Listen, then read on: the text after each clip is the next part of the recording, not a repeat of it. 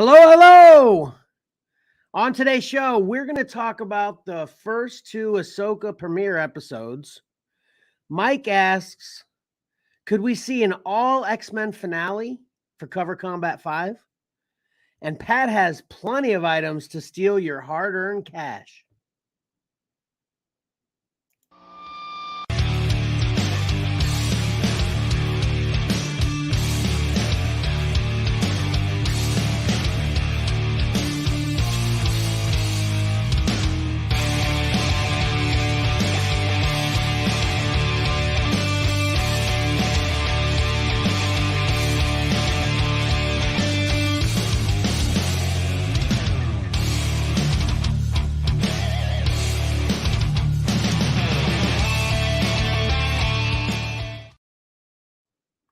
Welcome to your favorite live streaming whatnotting podcast, Comics and Collectibles in the Crawl Space. I, as usual, am your fourth or fifth favorite podcasting host, Kevin. And as usual, I am not alone. Up first is our Cover Combat leader, Mike. Hey, good morning, everyone. Good morning. And then, of course, our dynamic collectibles presenter, Pat. Hey, everyone.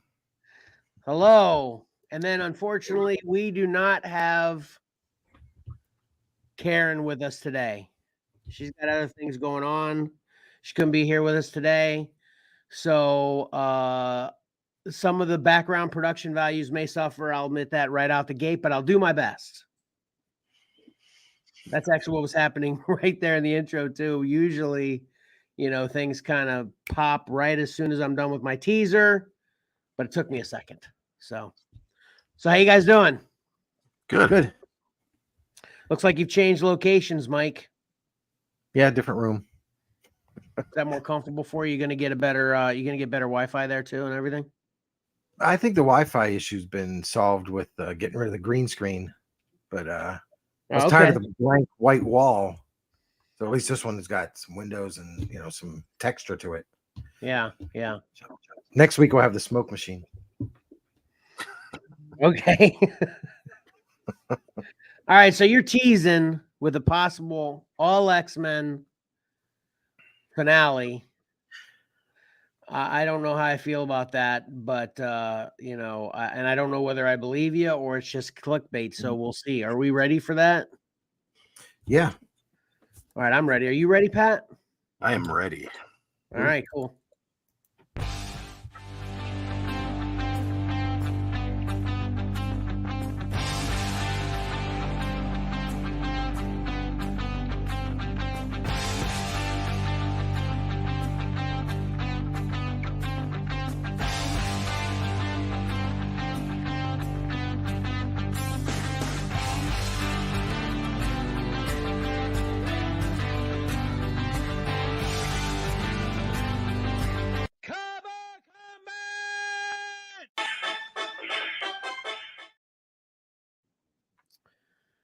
Man, during the pregame, we were just talking about some things that are coming up soon. And one of those will be the season finale. So I was just thinking, maybe for season 4, I need to refresh, get some new segment opening animation going on, Yeah. Just like new takes on the classics, basically, Yeah. I was looking at on the opening credits, and it's like my hair's really gray there. I got some browns. Okay, okay, that's what I'll do too. Obviously when I was creating all these animation, I was just kind of off the cuff and just making all the choices on my own. We'll definitely let you guys have some feedback, and duly noted, no super gray for Mike, and I think maybe a non-cheese t-shirt might be in order for you. I don't know. We'll see. I like that. Is that cheese or pizza? Okay, so got it. I'll document all of this. Cheese t-shirt, fine. A little bit darker hair. Got it. And then Pat, give me all your input you need to feel satisfied with the animation as well. So. Yeah, I'll give you some notes after the show. Okay. Cool. All right, Mike, what do we got? All right. I'm kidding about the gray. It was a joke. I'm not that vain. But if you could put a little more hair in my head, I mean, geez. Come on. Well, you know, my options are limited, so you know. I know. It's all good. All right. So yeah, I was working on all the matchups and stuff. I mean, this is before I tallied everything, and I was looking like, holy cow, there are 3 X books, and 3 of them could possibly move on, you know, or none. You know, it's could be either way, but I thought it was kind of interesting. So it definitely is interesting. It's pretty crazy. I'm gonna say, you know, I don't know how everybody else feels about it, but X-Men obviously has always been my jam. So I'm extremely happy that obviously this makes the odds very high that at least one of them is going to get through, but I'm not trying to make any assumptions there either. But then I'm definitely thinking, you know what? I picked the right boys to be my boys and girls to be my boys and girls with the X-Men because they're awesome. And it seems like, you know, the evidence is here, right? Yeah. Yep. We're an X-Men group. Yeah. Which is a little bit surprising because you're obviously over X-Men 1 and, you know, Pat's got X-Men issues, you know, so, you know, but I'll take it. Yeah. I'm really torn on this first one. So anyway, go ahead. Yeah, and as were all the voters, the winner got 53% of the vote. What is it for the podcasters, first of all? Oh, yeah, that's true. The Mandalorian 2 by Care Andrews versus X-Men Legends #1, Art Adams. The Uncanny X-Men homage. Am I the only one of the 3 of us that was torn on this one? It was pretty easy for you guys? Pat? Yeah, it's easy for me. Easy for me. Yeah. And did you say Mike? Yeah, this one was easy for me. Yeah. All right. I had I didn't like that Mandalorian one, so the final Star Wars, we'll see what happens. All right, here we go. Hold on. I gotta get my sound effects ready. Which sound effects is it gonna be? Right. Yeah. I've got this one and this one. Okay, I'm ready to all right, here we go. Yeah. All right. And the winner by an inch. Oh my God.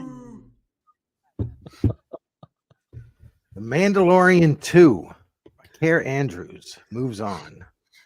Holy macaroni. Well, like I said, this is one I was torn on.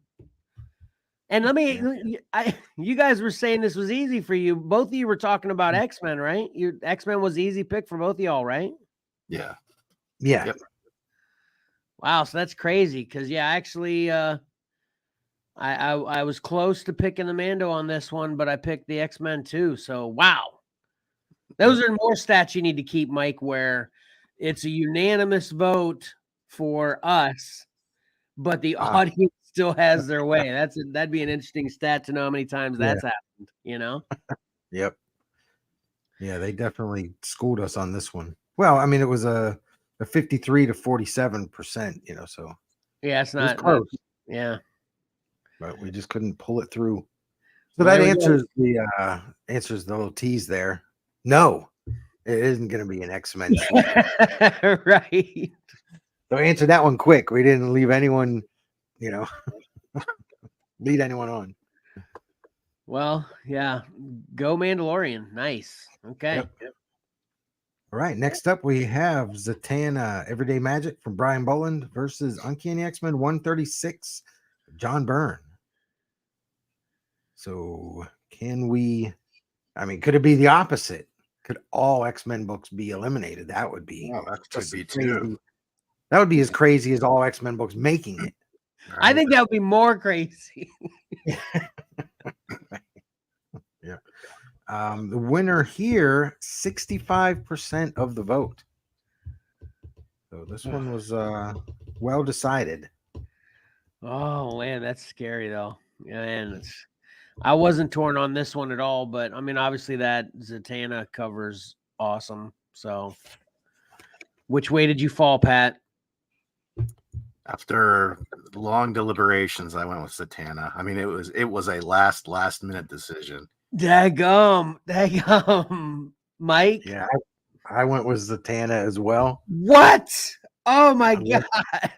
I love Brian Bullen and how clean it is. I mean, I like Byrne, but Brian Bullen stuff has always appealed to me. No, I agree. It's great, but yeah, especially the classic. Aside from me being an X-Men fan more than a Zatanna fan, the classic nature of the book is what won out for me. So, well, I'll let you know. Emily didn't like either of these covers. Whenever she flipped to it, she's like, like really? Really? Yeah, that is crazy. I figured she'd at least like the Zatanna. Nope, she didn't like either of them. Huh. So, not saying I'm filing papers, but no. What? So I'm actually scared to ask for this one, but go ahead. All right, here we go. The winner with what did I say? 65% of the vote. We have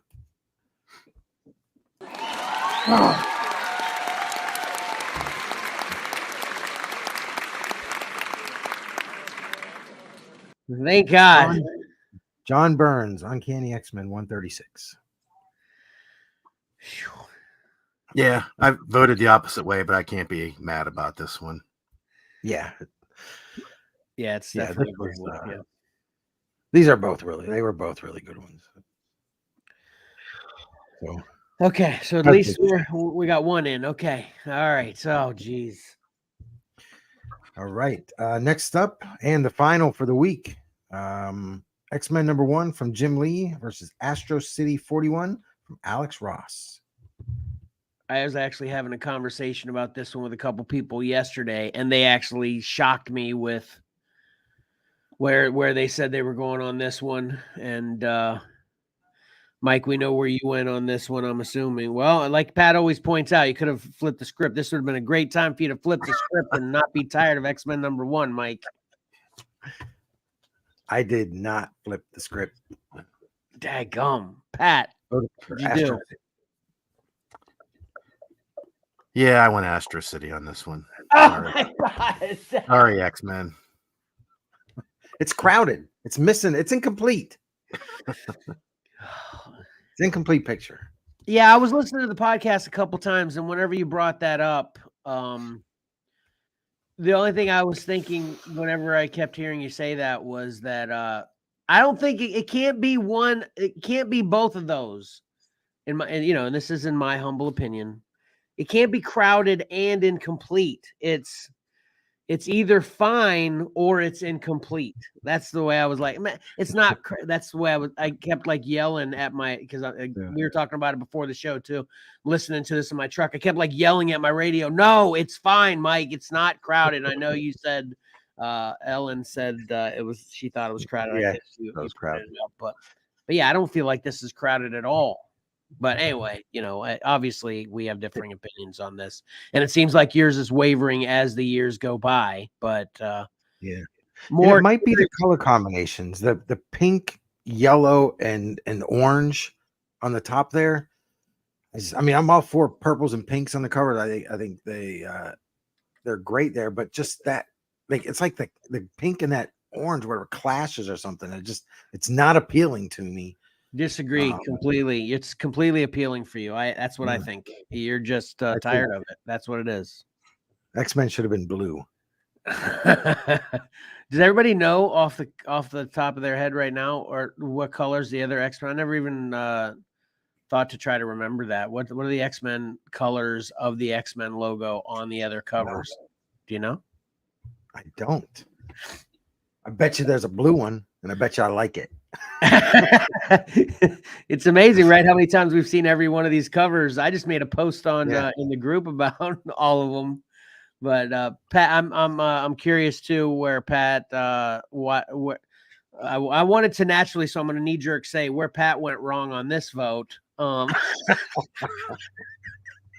Pat, why'd you ultimately decide Astros? Was this at least a tough choice for you, Pat? Yeah, I was like, I was gonna vote for X-Men, but then I just kept hearing Mike's voice saying, "No, I'm over it. I'm over it. I'm over it." And he swayed my vote. I'll blame it on Mike. Dadgum. It was all my decision. Sorry. Yeah. Welcome to the team. I actually told Mike I was real this close to voting against one of them. If it would have been a different circumstance of matchups, if one of the X-Men would have been matched up against a different cover, I would have probably changed the vote. So, and I don't know why I'm talking in code right now. I should just say it. So, if this X-Men #1 would have been matching up against the Mandalorian, I probably would have voted for the Mandalorian on that one. But the way it all played out, I voted X-Men across the board. So, right. All right, let's see what we got. All right, let's see. Let's see if yeah. So the winner, I don't know if I said the percentage here. 59% of the vote. So it wasn't the closest, but it wasn't the furthest. 59. And the winner, moving on.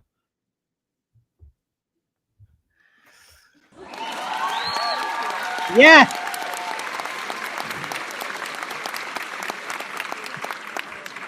X-Men #1 from Jim Lee. Nice. That terrible color. Mike, don't let this turn into you hating this cover though, please. I don't hate this cover. It's just it's fun to rag on it. Gotcha. Okay. Yeah. Fair. You know what this semifinals is, you know what song this semifinals is making me think of? What? Neither one of you got a guess? Should I know? Is it that simple? Yeah. Come up with one easily. Yeah. Eye of the Tiger? I don't know. No. Meatloaf. What's the Love on the Dashboard Light? Love by the Dashboard Light? 2 out of 3 ain't bad. Right? Yeah, it wasn't even on my radar. Man, every time I do things like that, y'all are like, what the hell are you talking about? Right. Actually, I mean, you know what this X-Men cover could use?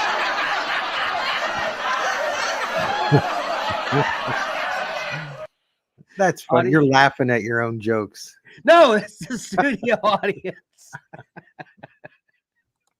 Anyway, what were you going to say, Mike? This X-Men cover can use 3 more covers completed. Right. So, okay. Cover Combat 5, the finals. We all know the 3 books. We've got X-Men #1 from Jim Lee versus Uncanny X-Men 136 from John Byrne versus Mandalorian 2 from Kerr Andrews. And I did put those up that way on purpose to make it look like Cyclops was blasting the background to the other X-Men. Right. But see how the yellow, blue, and purple kind of all fit? Yeah, you see how the pink and the yellow match really well in that X-Men #1 with and I like to actually think red. I don't like to think pink, but just because I think it does lean more into red. It's not quite pink. But anyway, it matches his Cyclops laser beam, so there's not a clash there. That's called pink. What's it called? It's called coordinate. It's like color coordinating like that. Right. That's fine. It's the orange background on the top. Oh, that doesn't fit that pink and yellow. Well, that's because we know where they're fighting, and that is the sky of behind where they're fighting. It's very, dusk, sun time, whatever, It should have been blue then. Blue sky. I mean, you know what? Okay, we're gonna remark X-Men #1. That's what I was just getting ready to say. Once again, we need to fix Jim Lee. I don't know. He didn't do the colors on this, I'm sure. Hey, don't take this away yet. I just want to put this up. Karen's actually chimed in a couple times. She's obviously watching. She said yay. She's talking about the facts that the X-Men made it through. I'm sure that's what it is. I'm sure. No, I'm gonna actually guess she's talking about the Mando on that, because of Grogu. I don't know, Karen. If you're still watching, you should correct us. And then she said wrong song. I don't know what's wrong. Wrong song. What wrong song, Karen? She's here. I think you're mixing two different Meatloaf songs together, possibly. What? I think that's its own separate song, separate from Dashboard Lights. Yeah. But I'm not a Meatloaf expert, music nor food, so. Okay.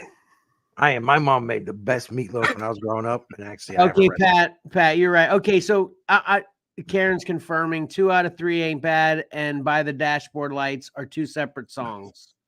Okay, that's fair enough. So basically, I didn't mix 2 separate songs. I just named the song I was singing incorrectly. Got it. Yeah.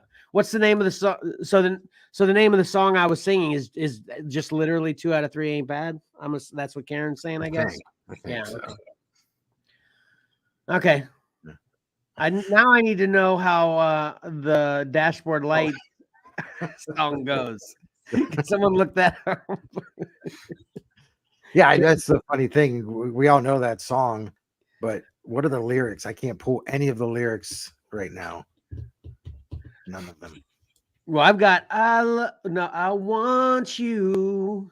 I need you, but there ain't no way I'm ever gonna love you. But don't be sad. What? There goes our viewers.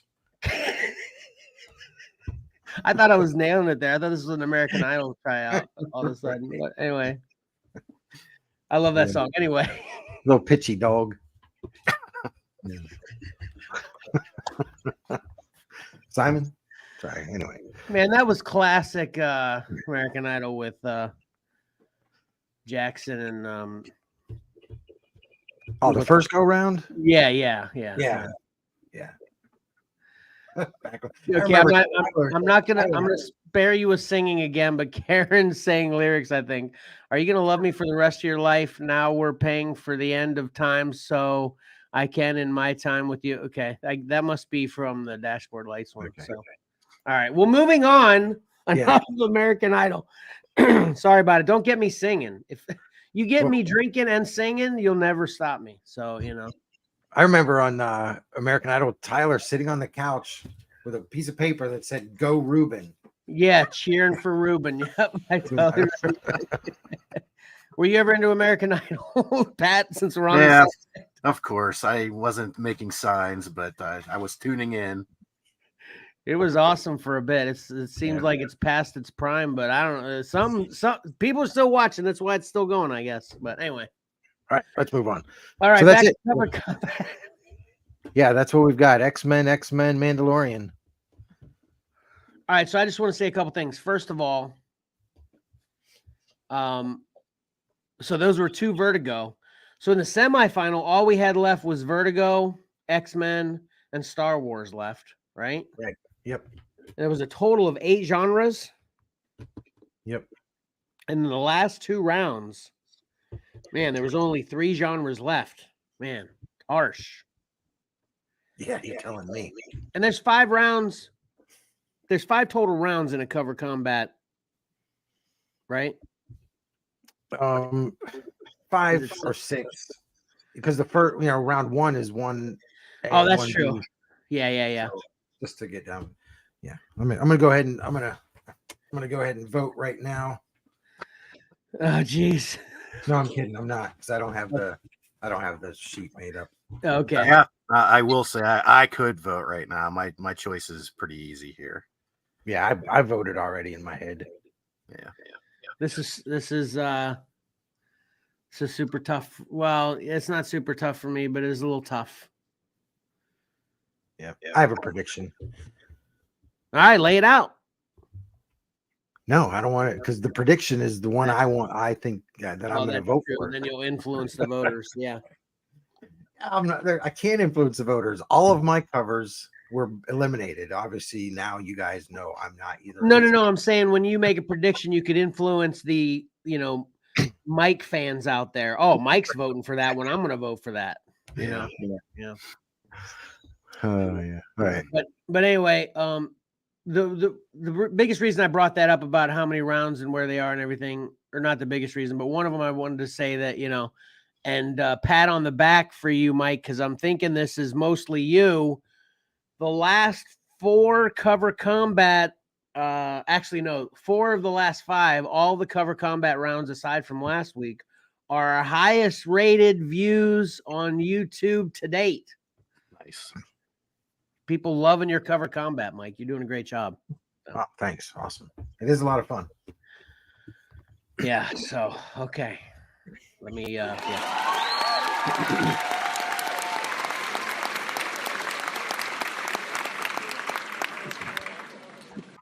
We're going to get all the same sound effects in the show. It's just going to be a little delayed. That's all. All right. Then that brings me up for what this is everyone's 4th favorite segment. Are you ready for this? I'm actually excited for this week too. Are you guys ready? Mm-hmm. Ready. All right.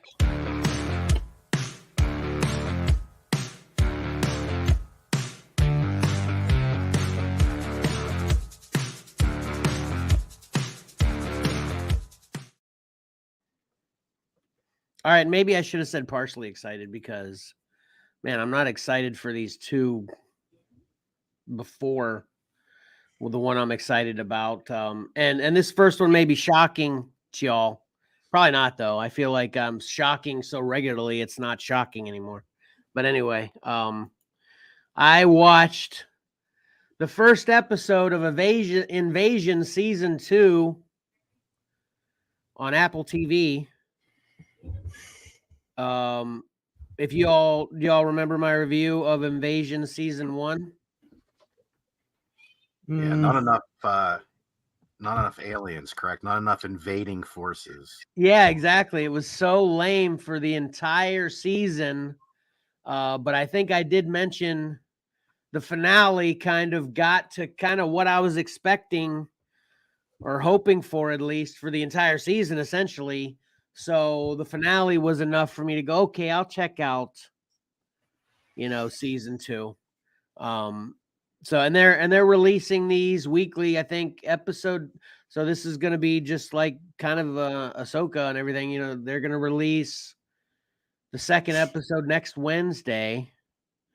So I'll stay on board for this for a bit to see what's up. It might be messing with me because the producers, directors, writers, whatever may have listened to Comics and Collectibles, and one of 2 things could have happened. One, they could have been like, okay, we got to give Kevin what he needs to get good reviews on these. Or 2, they said, we can play with Kevin here and just give him a good ending and a good beginning to get in the 2nd season. And then they could suck the entire rest of the season, because I am going to report here that episode 1 was more of what we got I think it was episode 8, the finale of season 1. If y'all remember what I said about the finale of season 1, though, what was interesting that was kind of this again, kind of cliffhanger to bring you back for season 2 was they actually beat the aliens, but in the very last scene of the episode of season 1, the finale episode of season 1's last scene essentially had the 3 or 4 main characters that we've been following the entire season kind of reflecting in different ways as to what the world's going to be like after this invasion had happened. But then they defeat the aliens, and while they're reflecting and kind of enjoying their life, for lack of a better way to put it, they kind of look up in the sky and they see this huge new alien ship. And they totally led us to believe that this ain't over, of course. But not exactly. And I was kind of confused in the way they were presenting it, because the whole episode, well, I shouldn't say whole, half the episode was them defeating the aliens, and the other 95% of the other half was them rejoicing in how they defeated them.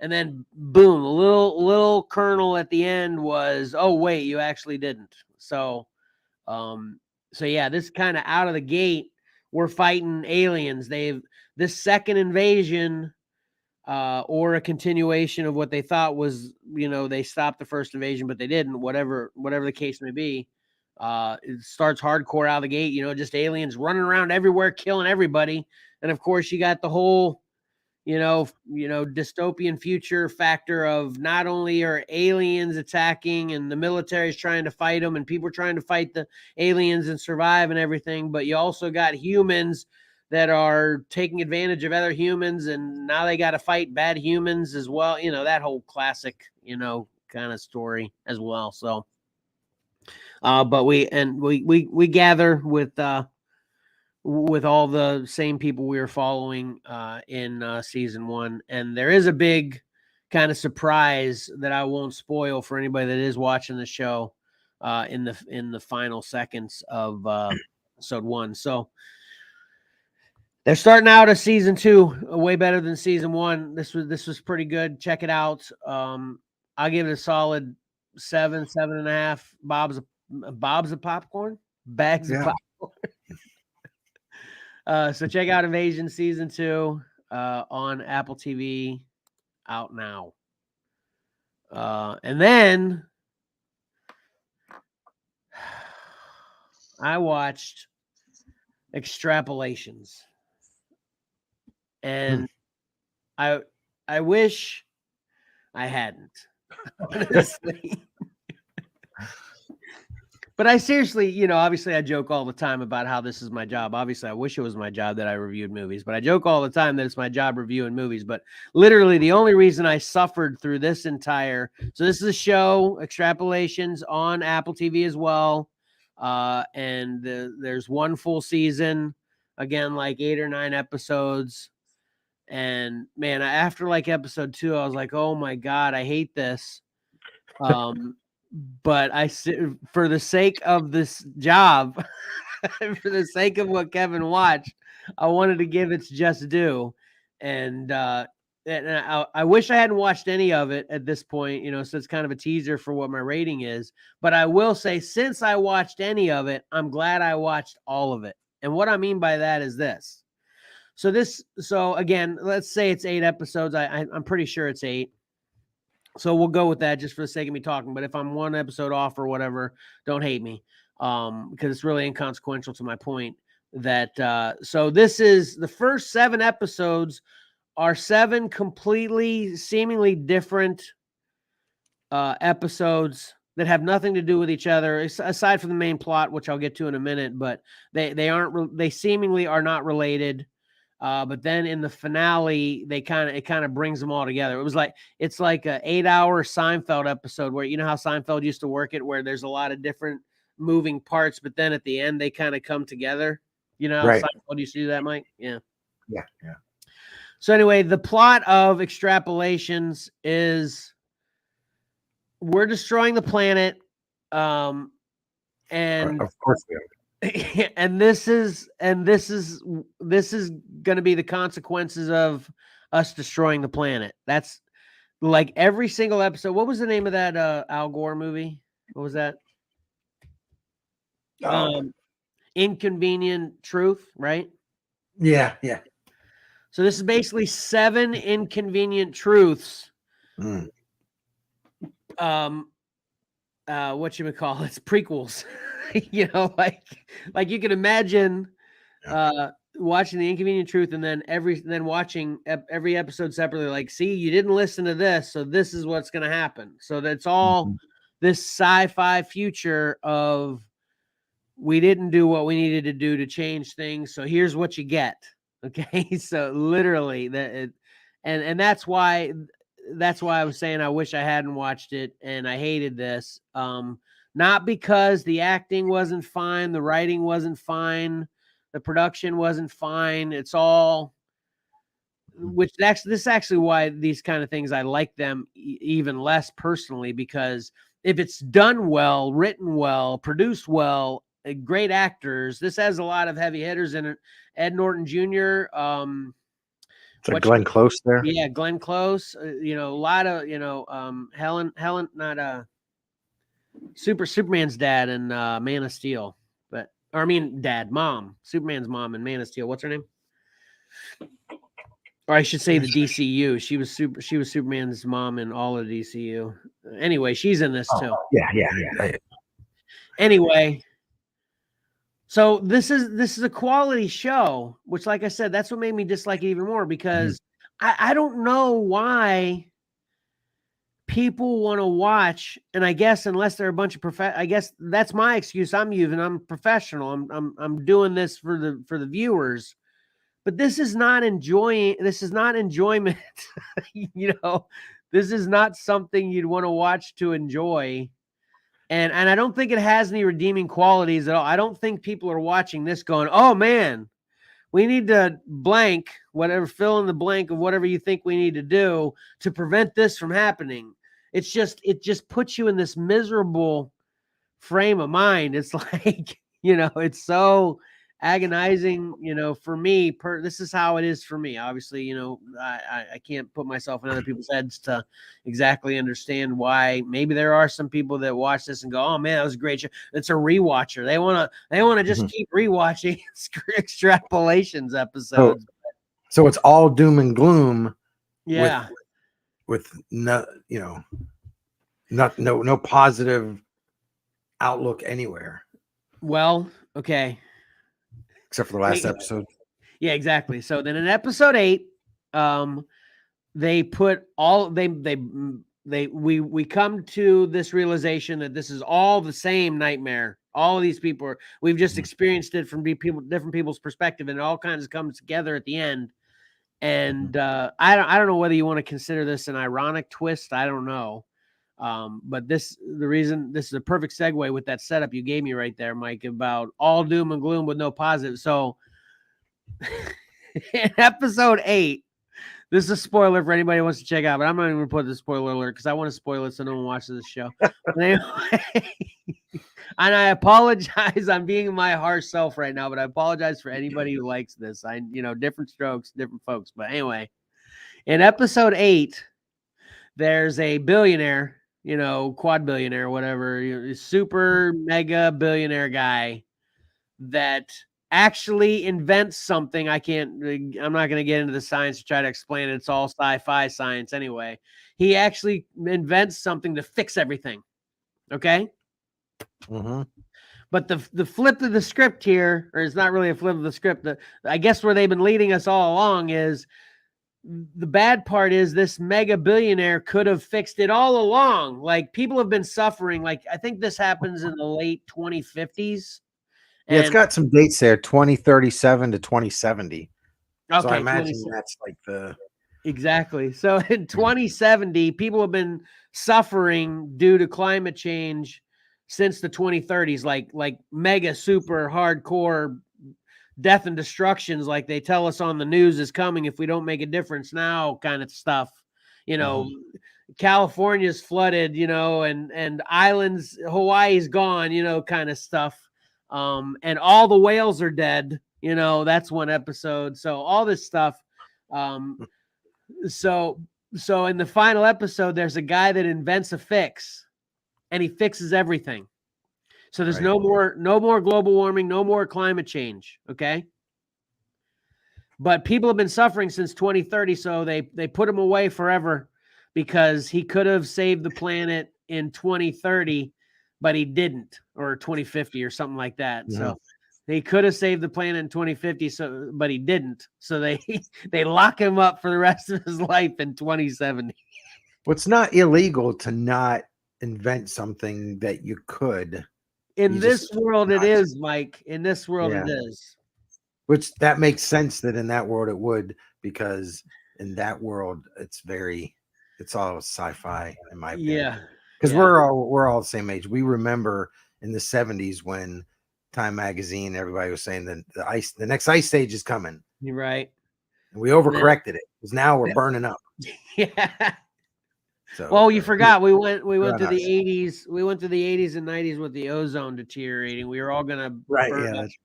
Yeah. burn up quick or because of the rays, not because of the heat. I don't know. Who knows? Whatever. Anyway, So this show would annoy me because I believe none of that.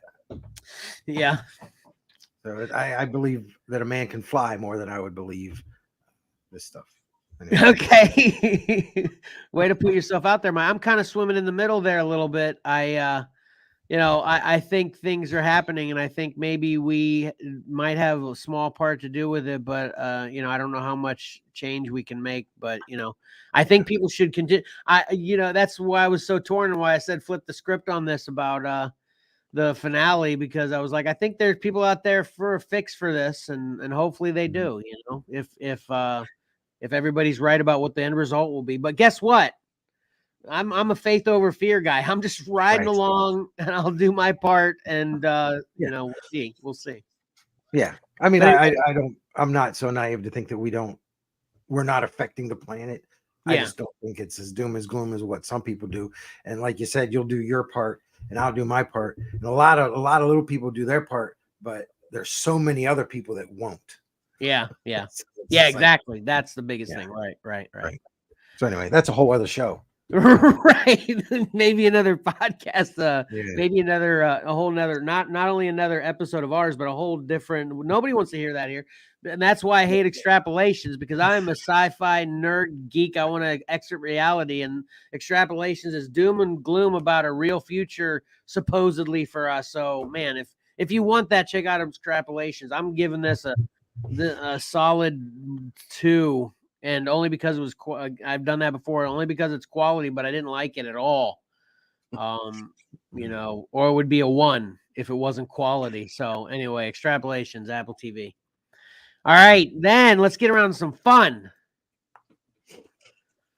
Ahsoka on Disney Plus, episodes 1 and 2 dropped. Let's first update everybody with the status. Pat, where you at? I am current, caught up, watched them both. Sweet. Michael Motorcycle, where you at? I am just now finding out that these are available to watch. I almost sent you because I actually was thinking that might be a thing. So I almost sent you a message, hey man, make sure you check out Ahsoka. But I didn't want to I didn't want to give you any pressure. No pressure, So it's funny how little I pay so much attention to certain things, but so little attention to Disney Plus and the shows coming out on there. And I don't know why. I know I'm gonna love this. Before you even talk about it. That's a great poster. She looks awesome there. Yeah, she does. Character and all that. So there's no reason for me not to. Well, actually, there is. I started watching on Apple. I know it's your segment, but the greatest beer run ever. Okay. You ever hear of it? No, I've never heard of that one. It's fantastic, based on a true story during Vietnam. Everybody check it out. But go ahead. This is your show. Okay. All right. So I want to say this first. Shout out, God bless Dave Filoni, first of all. That's where I want to lead in with this. I mean, it seems like I feel like if me and Dave, and I don't know if you feel the same way or not, Pat, and maybe you might, obviously me and Pat being more Star Wars lovers in general than you, I think. I feel like I could sit down and have a beer and talk Star Wars all night go on vacation with Dave Filoni and talk Star Wars. Right? I mean, he seems like our type of Star Wars guy, right, Pat? Yeah, I agree. He's so great. And not to not give credit where I'm sure credit is due elsewhere. It just doesn't seem to be a coincidence that all the quality stuff that really is appreciated by the Star Wars fan base is Dave Filoni produced stuff, So, so start there. And then second of all, I wanted to say, and I was telling Tyler this yesterday, and I hope I expressed this well enough for people to kind of join in with me that, man, as soon as there's new Star Wars content on I would say the big screen, but obviously this is just a streaming show. But anyway, on the big screen, it's a serious live action production, new content.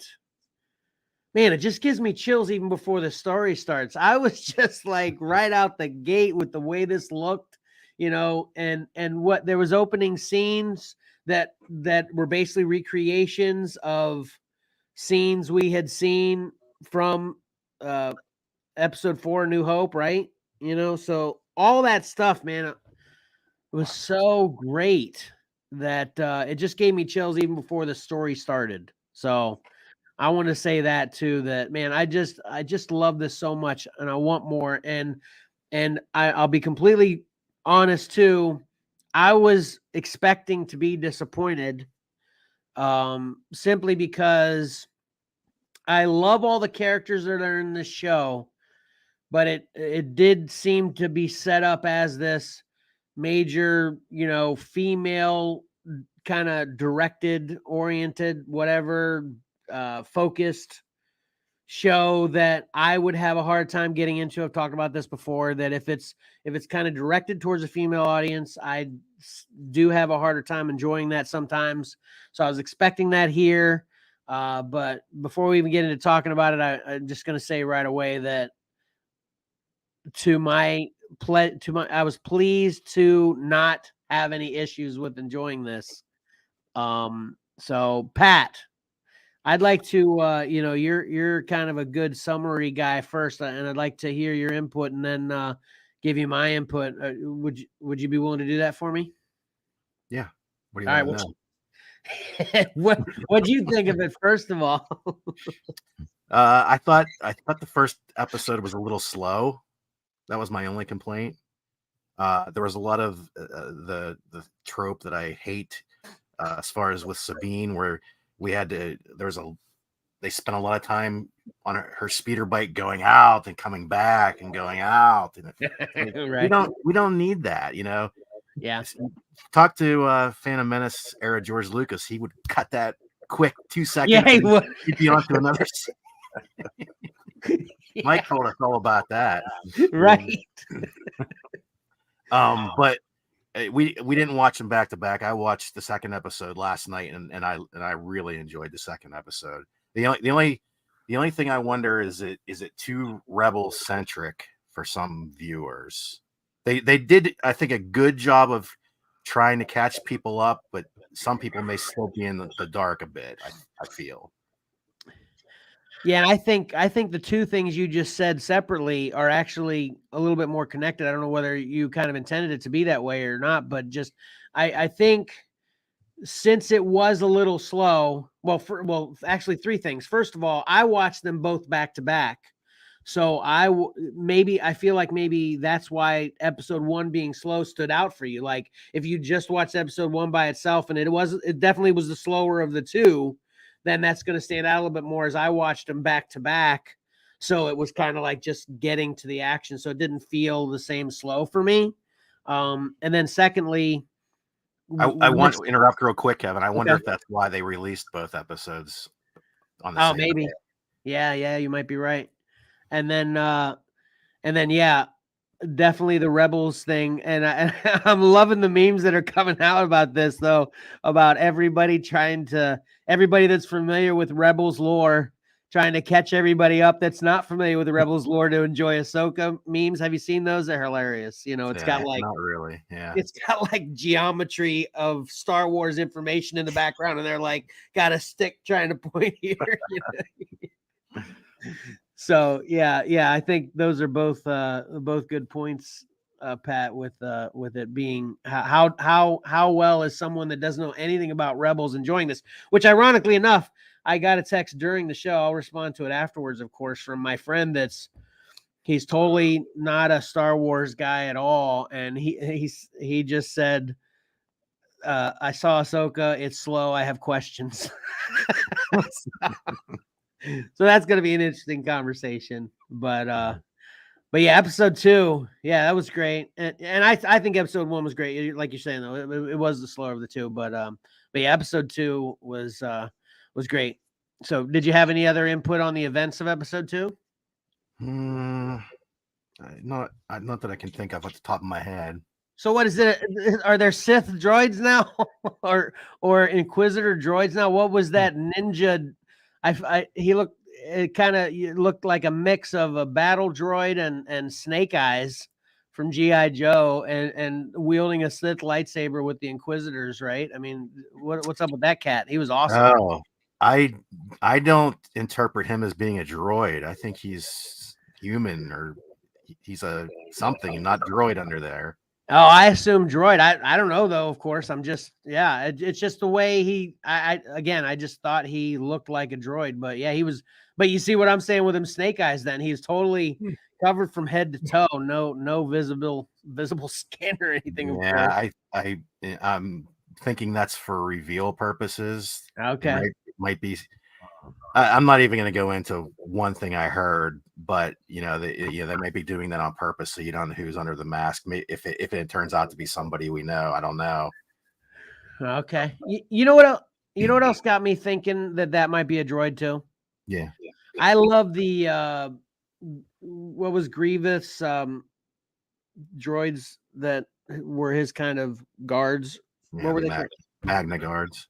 Yeah, that when we got those, it was kind of like, we keep getting this transition from whoever the main character is and then kind of droid back up, so that's what I was kind of thinking, maybe that too, because obviously they're focused on the two Inquisitors.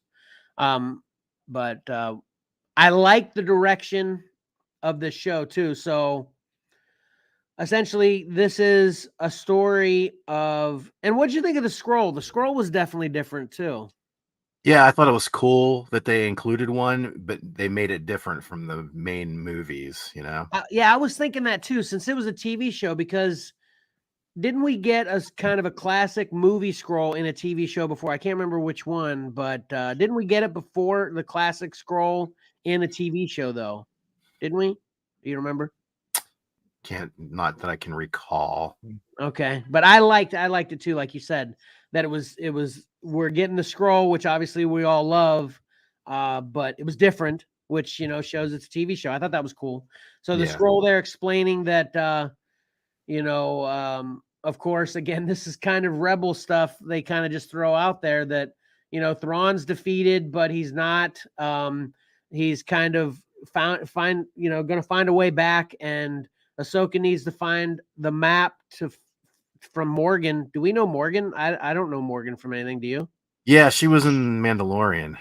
She fought Ahsoka in the Mandalorian. That's who had the Beskar spear. Oh, that's right. See, Pat, this is why I need you to everybody to be up with me, because I forget these small details. Yeah, okay. The thing I was wondering, and I would need to go back and watch that episode, was it revealed that she was a Dathomirian witch in that episode? Right. I don't recall that, but I might have just missed it. Yeah, I don't recall that now. Obviously I didn't even remember her from that episode. I just thought it was something they came up for Ahsoka. But yeah, that actually makes it better to me now that that was definitely addressed. That was the Thrawn teaser from the Mandalorian that set up Ahsoka. Then that's awesome. So yeah, so that was another thing too. Seeing Dathomir live action, of course, after the fact with the destruction and everything, that was very cool. Hey, there's a planet, Mike, Dathomir. Yeah, I can't say that I remember that one. Well, people from it. I can guarantee you that. But Darth Maul? Yeah, I heard that guy. Savage Opress? No. What? God dang, man, you need to know. Anyway, so Ahsoka's after Thrawn. So she's needs a map to find Thrawn that Morgan has. So she captures Morgan to find the map. She finds the map, which I thought that actually, I have two complaints about the show, and they're small, and this is one of them. I thought that was kind of lazy writing. Took me back to kind of Rise of Skywalker and Last Jedi kind of storytelling with, find the map, find the person, that it's kind of need a new idea, kind of. That was what I was thinking. But again, that's small because it's fine, whatever, as long as it's done well, it's fine. She finds the map, then of course she loses the map. But she of course joins forces with Sabine. Sabine, Mike? Yeah. Okay. And of course, come Come on. I'm sorry, not trying to be presumptuous. I know. He's just gonna say yes from now on, so we don't laugh. No, Marcus loved Rebels. Gotcha. We watched Rebels when it first came on. Did you watch every episode? No, he did. I didn't. He watched every episode. That's awesome. Okay. Anyway, so she joins forces with Sabine. She kind of, dangles a carrot in front of Sabine with, "We'll find Ezra. Ezra, we might be able to find Ezra if you help me." So that's why Sabine joins Ahsoka to find Ezra. Question for you here, Pat, on this thought. Do you feel that Ahsoka is actually being genuine with Sabine, that the chances of finding Ezra are good? Or do you think, because I kind of got the impression she might just be kind of trying to play her because she thinks she needs help with Thrawn. And obviously she needs, they kind of are, kind of building Sabine up as this kind of, what do you call him? Lockbreaker kind of, what's his name in the last, or Rise of Skywalker 2? She yeah, like crack codes really well or whatever. That's why she needs her. So, do you feel like she's genuine in how she's expressing the possibility of finding Ezra to Sabine, or is she kind of playing Sabine because she needs her and just using, we could possibly find Ezra as a reason to convince her to join her? What do you think? I think she's being genuine. I do. All right. I think there might be, this is I'm a little teetering there, Just because I think a lot of that's probably stemming from the fact that you know that they have an icy relationship, Yeah. So they're kind of standoffish with each other. Hey, Ahsoka has a new headdress too, right? She has to, right? I mean, it looks way better in this than I feel like it did in The Mandalorian, right? Yeah, I'm not. Yeah, I'll leave that up to you, Kevin. I'm not. I think it is bigger, which I think was the biggest complaint from The Mandalorian. And maybe it could be, I'll fully admit, it could be I've just gotten used to it, so I'm not noting that I think it's too small anymore. But I can't help but feel, since I like it much better, and just the visuals from what I remember, I need to go back to Mandalorian to check it out to compare, or maybe just Google it. I'm sure people have commented on this as well. I can't imagine I'm the only one, but anyway, I think she looks better in this one than she did in The Mandalorian as well. So I'm still not completely sold on her portrayal of Ahsoka. But I am warming up. I will say I'm warming up a little bit more. This definitely helped. I guess maybe her being the focus is possibly what I needed. I don't know. We'll see. As long as they continue to do a good job, I'm sure I'll be completely fine with it by the end of the series. Also, did you note the in memory of Roy, or for you, Roy, at the end of the episode too, Pat? Yeah. So the lead inquisitor there, what's Ray Stevenson. Ray. Yeah, sorry, Ray Stevenson. Yeah. Ray, the male head inquisitor, whatever, I guess he passed away shortly after the show was made, so he never actually got to see it in its completion and release. But so they dedicated, I don't know whether it was the first episode or both episodes, or just after part 1 and because episode 1 and 2 are essentially part 1 and 2 of the same titled episode, and then they dedicated it to him, right? Yeah. So that was pretty cool.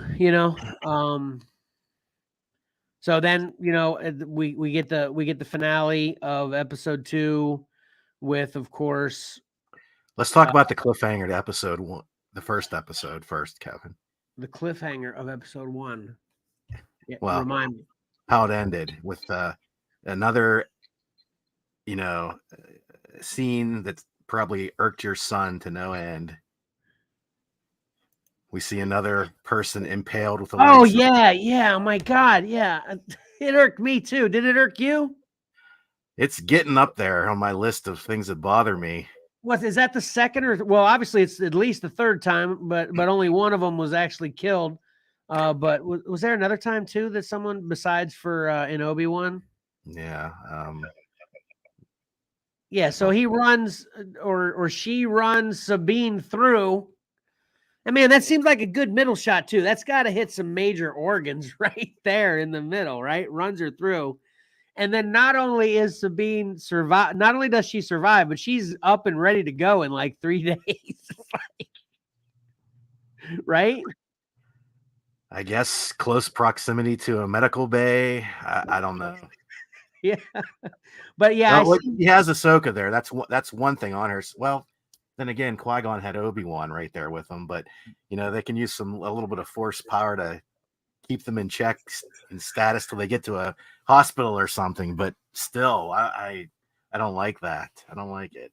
Yeah, me and Ty, I'm sure if I reminded him about that, he would definitely, because Qui-Gon's the only character that's ever died by what we see at this point seems to be something that isn't very fatal at this point, So anyway, I like how you called that a cliffhanger. See, again, I watched episode 1 and 2, so it wasn't really like a cliffhanger for me because it just went from one scene to the next. But yeah, if you watch them separate, that's the very last thing that happened at the end of episode 1. So what were you thinking? Were you actually thinking, man, are they so dumb they killed Sabine? Were you buying it for a minute?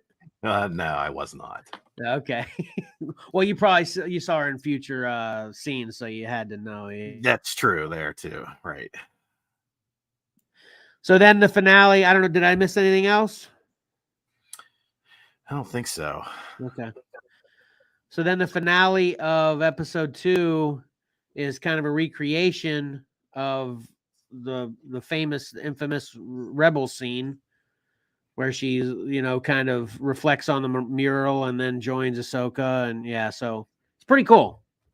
Like I said, I was pleasantly surprised. I haven't even read anybody else's reviews about this. I don't want to. I probably will though, just to get everyone's take. But I read some After Yang reviews after my review of After Yang last week.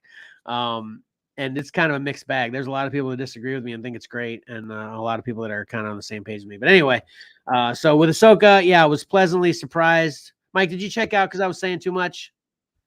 Well, it seemed like you guys were going to start talking about, things that I really didn't want to hear, since Marcus and I are going to try to watch this tonight. Gotcha. You definitely. So anyway, I was very pleasantly surprised with how much I enjoyed Ahsoka episode 1 and 2, and I can't wait to continue to see where this is going. So check it out on Disney Plus. Are they releasing every Wednesday as well? Pat, do you know? Excuse me. I think so, but I'm getting a lot of feedback for some reason. Sorry. It was weird. I think Ahsoka actually released Tuesday night at like 9:00 for some reason. Oh, really? Yeah. I don't know why, but yeah, okay. I think it's supposed to be Wednesdays. Gotcha. Okay. All right, so I definitely give episode 1 and 2 a solid 8.5, 9 for the first 2 episodes, and if I were going to split hairs, say like a 7.5 for episode 1 and a 9 for episode 2, give that kind of separate rating on it. But man, I'm sure looking forward to more. Oh, and then we didn't even talk about Hera at all, which obviously she played a part, but it was pretty minimal. Did we talk about how Hera looked? She's the one that looks the most off, in my opinion. We kind of talked in general about how maybe it didn't seem like they were matching up. She still looks a little weird to me, but both her and Sabine, they both worked for me. I'll say that. I kind of got over it, especially Sabine. She seems, I wasn't as leery about her, but that ending scene, she seemed to snap right back into her, what you think of her from Rebels, right? With the Mandalorian armor and everything, and cutting her hair. Yeah. And I thought the actress, who I'm unfamiliar with, me too. She seems like a good choice so far. Yeah, me too. I totally agree. I actually disagreed with that. I was discussing all this with Tyler this week, and I was actually questioning the choice because of the timeline. Did you think about that at all? So, obviously she's a teenager in Rebels, and this obviously takes place after Return of the Jedi. Right. So you're like, man, she didn't get older. It's like she's still a teenager kind of character like that. But I did some research and did some math. What do you think about that? First of all, before I give you what my research told. I think, with the timeline and everything, I would say in how she was depicted, I'd say she's probably in her late 20s. So, okay. So you were totally assuming the entire episode that Sabine was in her late 20s. Yeah. Okay. I took it more as like she's exactly like the Sabine from Rebels, which I'm like, that doesn't match because what are we, 10 or 15 years later? That's what I was, kind of just doing the random math in my head before I did the research. But they actually nailed it perfectly. So at the beginning of Rebels, Sabine was 16, and with the final season, she was 20.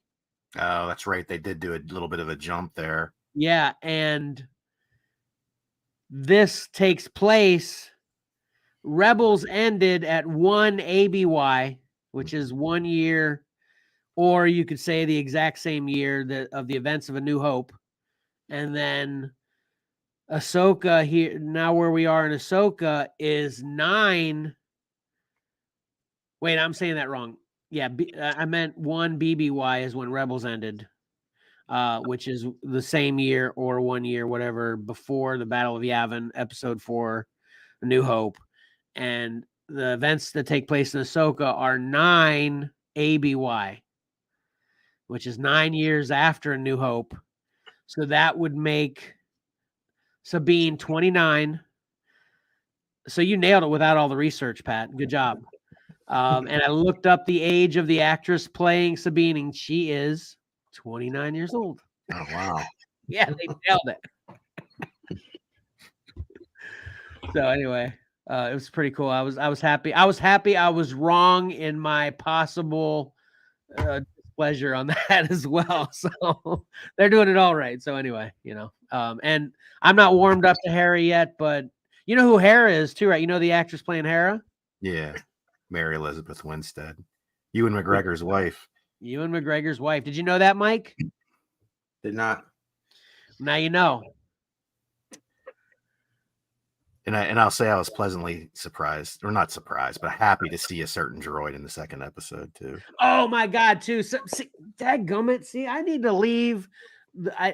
Basically, when I think I'm done, I need to just wait 5 minutes because you keep bringing up all this stuff. I was so cheering when we saw Chopper. It was so great. It's funny because I didn't like Chopper at first in Rebels. I thought he was annoying, but he's probably my favorite droid now. I don't know. I love him. Your favorite? Wow. Okay. He's awesome. I actually feel the same way with you about Rebels, except I'm going to expand on that. I didn't like most everyone in Rebels at first. It took me a minute to really grasp onto all of them. I say I liked Zeb the least, but where's Zeb in this too? You know? Yeah, they haven't said if he's going to appear or not. I heard. Which he should, because we've already seen him. So, yeah. And they did a great job with that. When we saw Zeb, he looked great too. But yeah, Chopper was like spot on perfect. It was not only he looked great, but I mean, obviously with him being, well, you think he's CGI, right? I mean, yeah, well, when they need CGI, but I'm sure there's an actual droid for some of the stuff. So it's real close to the anime. It's like perfect. It was spot on and everything. He was totally awesome. I actually thought for a minute they were going to play us because they just kind of did a flash by or a real quick, pass. He was in the background kind of thing. I think they did it on purpose. Huh? I think they did that on purpose. They did. Okay. So yeah. I love when I'm played the way they intend me being played. If you're right, that's perfect. Because I was totally like, oh man, they shot. And I was like, oh man, that would be so cool to see Chopper. And then like 5 minutes later, he's like really a big part of the show. It was great. Yeah. I love it. Yeah. So perfect there too. Oh, which brings me, actually, this is my second critique that I didn't even mention yet, that Okay, here, and this is the most serious one, but it's not serious. Not that focused on it, but I am thinking. So the whole plot of this is that Thrawn is the major threat in the Star Wars universe, right? And she's stopping this, right? I mean, if she doesn't get to him, Morgan and her people find him. It's the second coming of the Empire, right? Yeah. That's kind of the way this is playing out, right? Yeah. Why wouldn't Luke be involved? Good question. Valid So- question. What'd you say? Sorry. Valid question. So just speculation for the future. Do you think they're just going to be like, don't care about that valid question the entire series, or you think that might set us up for an appearance later, right? Yeah, it could be that he assigned Ahsoka to do this, or tasked her with this. I don't know. Okay, we'll see. Again, I'm excited. So give me more. Anyway, all right, that's all I watched this week. Again, another week of just sticking with 3. Nice. Overall, I'm going to say Ahsoka outweighed my displeasure for Extrapolations, so it's still a pretty good week. So anyway, Mike, did you have anything else you wanted to say about Ahsoka? No, we're I hope to catch up for next week's show. Yeah, me too. I hope you do too. And then did you guys have any other things you wanted to add to the end of what Kevin watched before we move on? I don't think so. Nope. What you had your beer run thing, you said, right, Mike? Yeah. Bill Murray's in it. Zac Efron's in it. What? Bill Murray and Zac Efron? Yeah, it's made by one of the Farrelly brothers. What's so that? It's kind of funny and serious and kind of heavy, because it's still in Vietnam and stuff. And yeah. Did you say what that was on? Apple TV. It's an Apple original. Okay. Is that new? This just came out recently too? No, 2022. Oh, 2022. Okay. Oh, Russell Crowe's in it too. What? Wow. Yeah. All right, I'm gonna have to check that out. Yeah, so check it out. Thanks for the tip. Yeah. All right, but that'll do it for what we watched then. Right.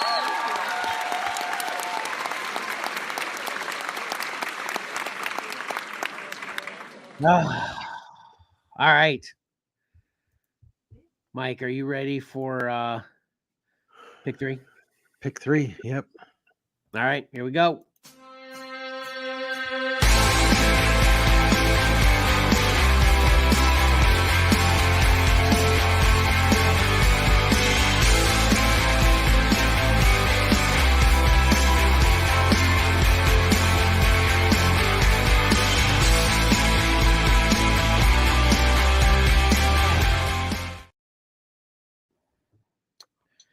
All right. Pick 3. This was a fun week. I actually pretty easy time picking these. I do have after I'm all done, I have a bone to pick with Karen. So hopefully she's listening. Okay. Let's go through these 10 covers for books coming out Wednesday, August 30th. And we'll start with Wolverine number 36, Lionel Francis Yu. Action Comics presents Doomsday number 1. I think it's a one-shot. Puppeteer Lee. Conan the Barbarian number 2 from E.M. Gist. Bounty Hunters 37 from Ryan Brown. Catwoman Uncovered number 1, Olivier Coipel. Death of Venomverse number 3, In-Hyuk Lee. Hunger and Dusk number 2, Cliff Chiang. The Plot Holes number 1, John Samariva. What's funny is both of my kids saw like, I love this art style. I'm like, look, I've been trying to get you two to read Calvin and Hobbes for years. Fallen Friend, the second print by Kara Andrews, and Riddler Year 1 number 6, Bill Sienkiewicz. Thoughts on these? Yeah, that's a quality week. Not only just because they're great, but man, the range of styles is I couldn't help but think about how different this the range was on the styles of books as well. So great job again. Yep. Thanks. I'll reveal these three and then we'll get to my bone to pick with Karen. And Okay. I may pull you into that, Kevin. You may have that same bone to pick when I point it out to you. Okay. All right. In third place, we have Catwoman Uncovered #1. Oh, wow.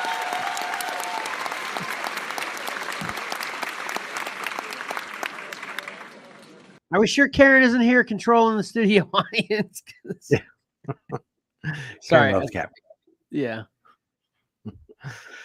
So, Who'd you say this one was by again? I always mess up his name. Olivier Coipel. Olivier Coipel. Coipel. Thank you. Nice. In my head, that's the way I read it. I know. I love his work. It's just so fantastic. Yeah, it is a really cool cover. Yep. Coming in second place, one of my favorite covers of the week, we have Plot Holes #1, John Sommariva or Sommariva. I can't tell my R from my V. Sommariva, I thought. Okay. I'm a little surprised to see that one in the top three. It's fun cover, but I just with all the others, I was a little surprised with that one being there. Yeah, and it wasn't even close with that one either. It was a solid second place. Wow. I think it's how it's very Scotty Young like. Yeah. And in our group we have a lot of Scotty Young fans. Yeah. Yeah, I didn't grab this. I'm sure you did, right? Yeah, this was actually the cover that I ordered. I didn't get the Simonson cover, but because I've just seen it done, that Thor cover done so many times. Yeah, I love this one. Did you order this one, Pat? Not this cover, but yeah, I got the book. I can't remember if I got the Simonson cover either. Yep. Well, very cool. And coming in at #1. Wow, I'm shocked. I'm shocked. I thought for sure it was going to be that Wolverine cover, and I hate this cover. Oh my gosh! Hate. I love this cover so much. I love this cover so much too. I know you guys talked about that on the other show, and I was doing something at the time when you guys were talking about it, but I'm thinking, what are you guys talking about? Wow. I can't believe I'm friends with you guys. You like this?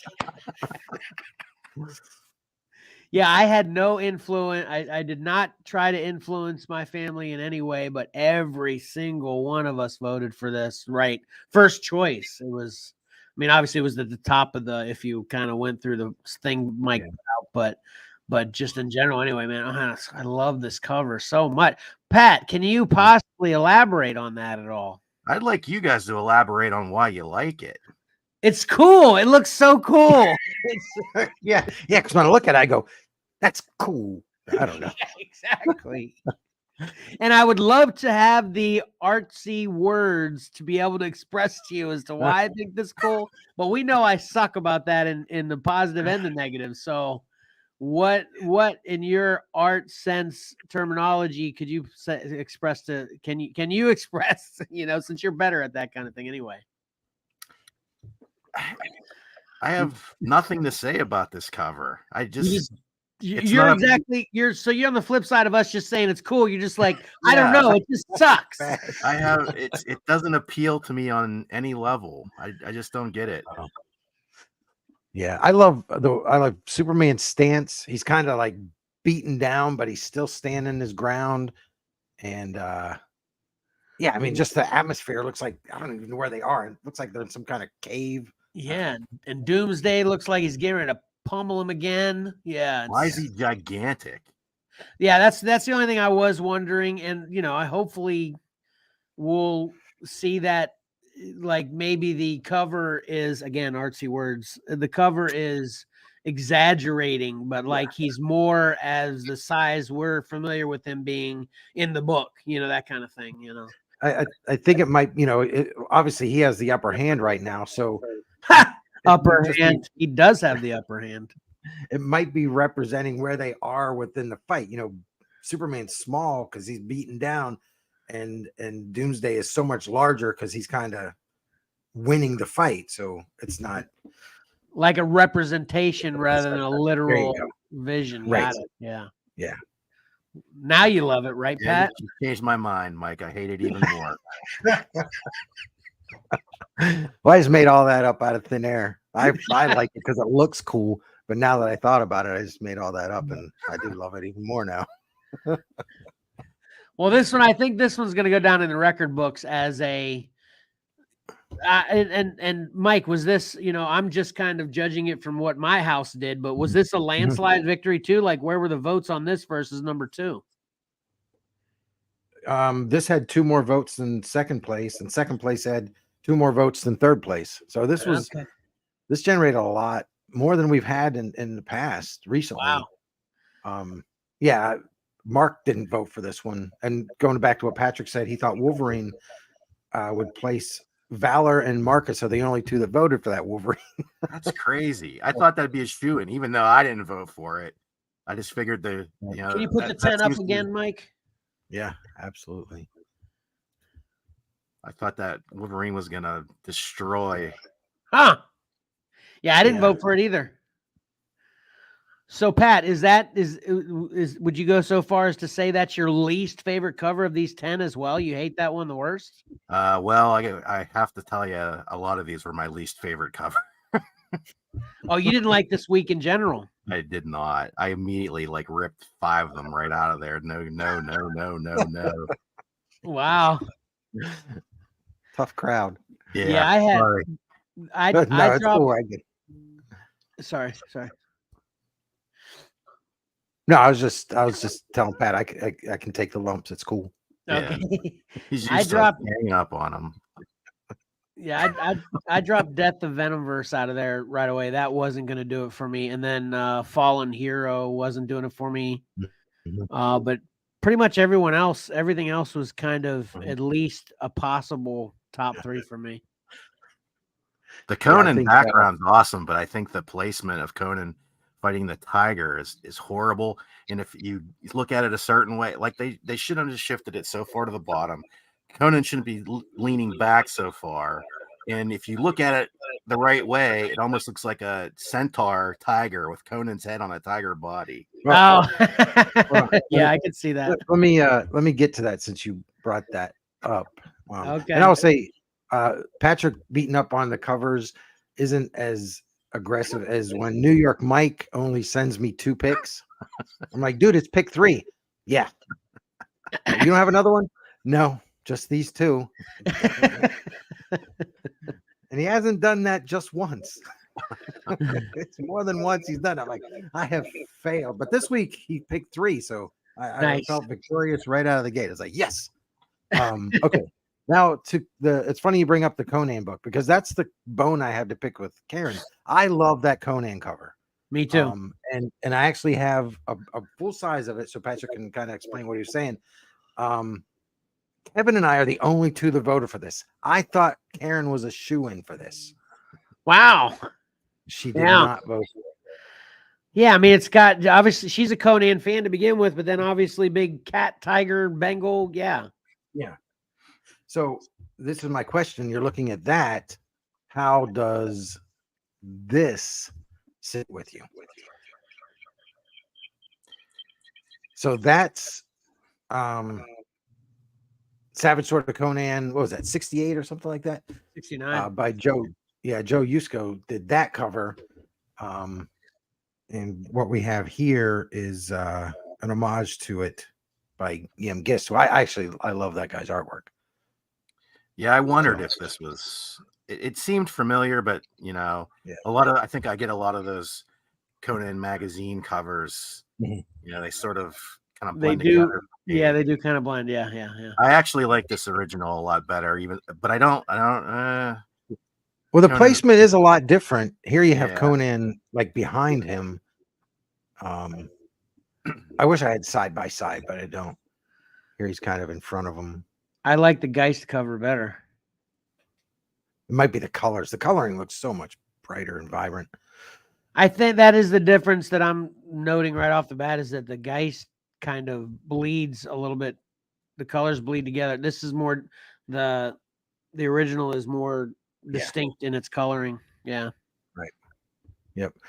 But they're both great. I love them both. And Karen, you got some splaining to do. No, it wouldn't have placed anyway. Even if Karen voted, it wouldn't have placed. Okay. All right, Conan Karen, cuddling that tiger, or is he hugging that tiger there? Oh, it's awesome. Yeah. What is that reference? Oh, that's referencing Cover Combat 5. It was round 1B cover, right? Or was it the Fables book or Fables? All right, Karen is chiming in. I've been failing in my comment duties. Karen, I'll just put these to their relevant up. I agree with the Conan Patrick. So she agrees with Patrick on that Conan, and then she's apologizing to us. Sorry, guys. I just didn't care for that cover. I like the second one. So she likes the Savage Sword, but yeah. All right. And unfortunately, normally we get a vote for every single cover, at least one.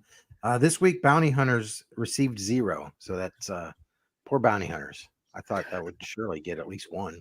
Well, I think it's because I have no idea who that is. Yeah, I don't either. Oh. Yeah, that He looks cool. I need to catch up on Bounty Hunters. Yeah. But he does look pretty cool. He does look pretty cool. I agree.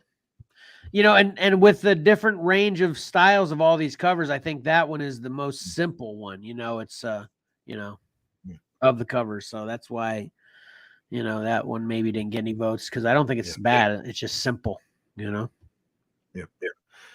All right. So that's this week's pick 3. Great job again, Mike.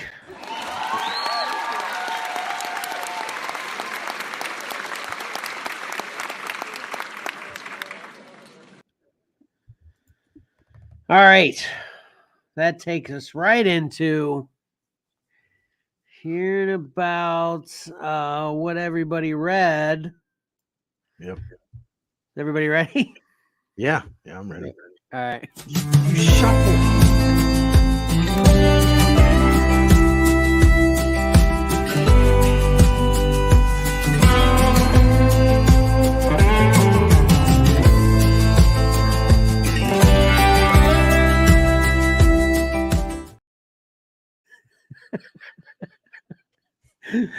In the podcast and everything, you can totally hear, because that's happened with you a few times more than anyone else, Mike, where you hear your comment fading off in the background as the intro's coming.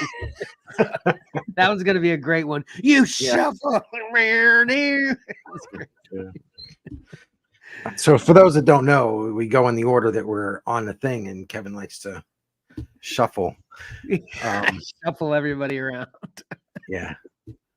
So what I'm doing also, as the new segments start, I'm writing the timestamp down so I can put that in the comments, because I really like when shows do that. So that'll be new this week. Yeah.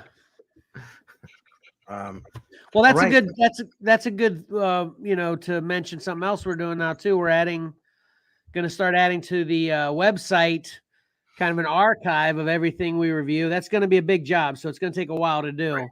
But we've already kind of started, and we aspire to eventually have an archive on the website of everything we review and everything I've watched and everything Pat shows. It's kind of covering the gambit, everything, kind of real general, just so you can see where something is. So then you can go back and refer to the video kind of stuff. It should be a lot of fun. Hopefully it's useful. We'll love it. Like me and Mike have talked about before. We're stats guys. It's kind of a stat kind of feeling where it's like you can go here and check this out to be able to track everything. It's kind of cool, in my opinion, and Mike's. And Pat, you like it too, right?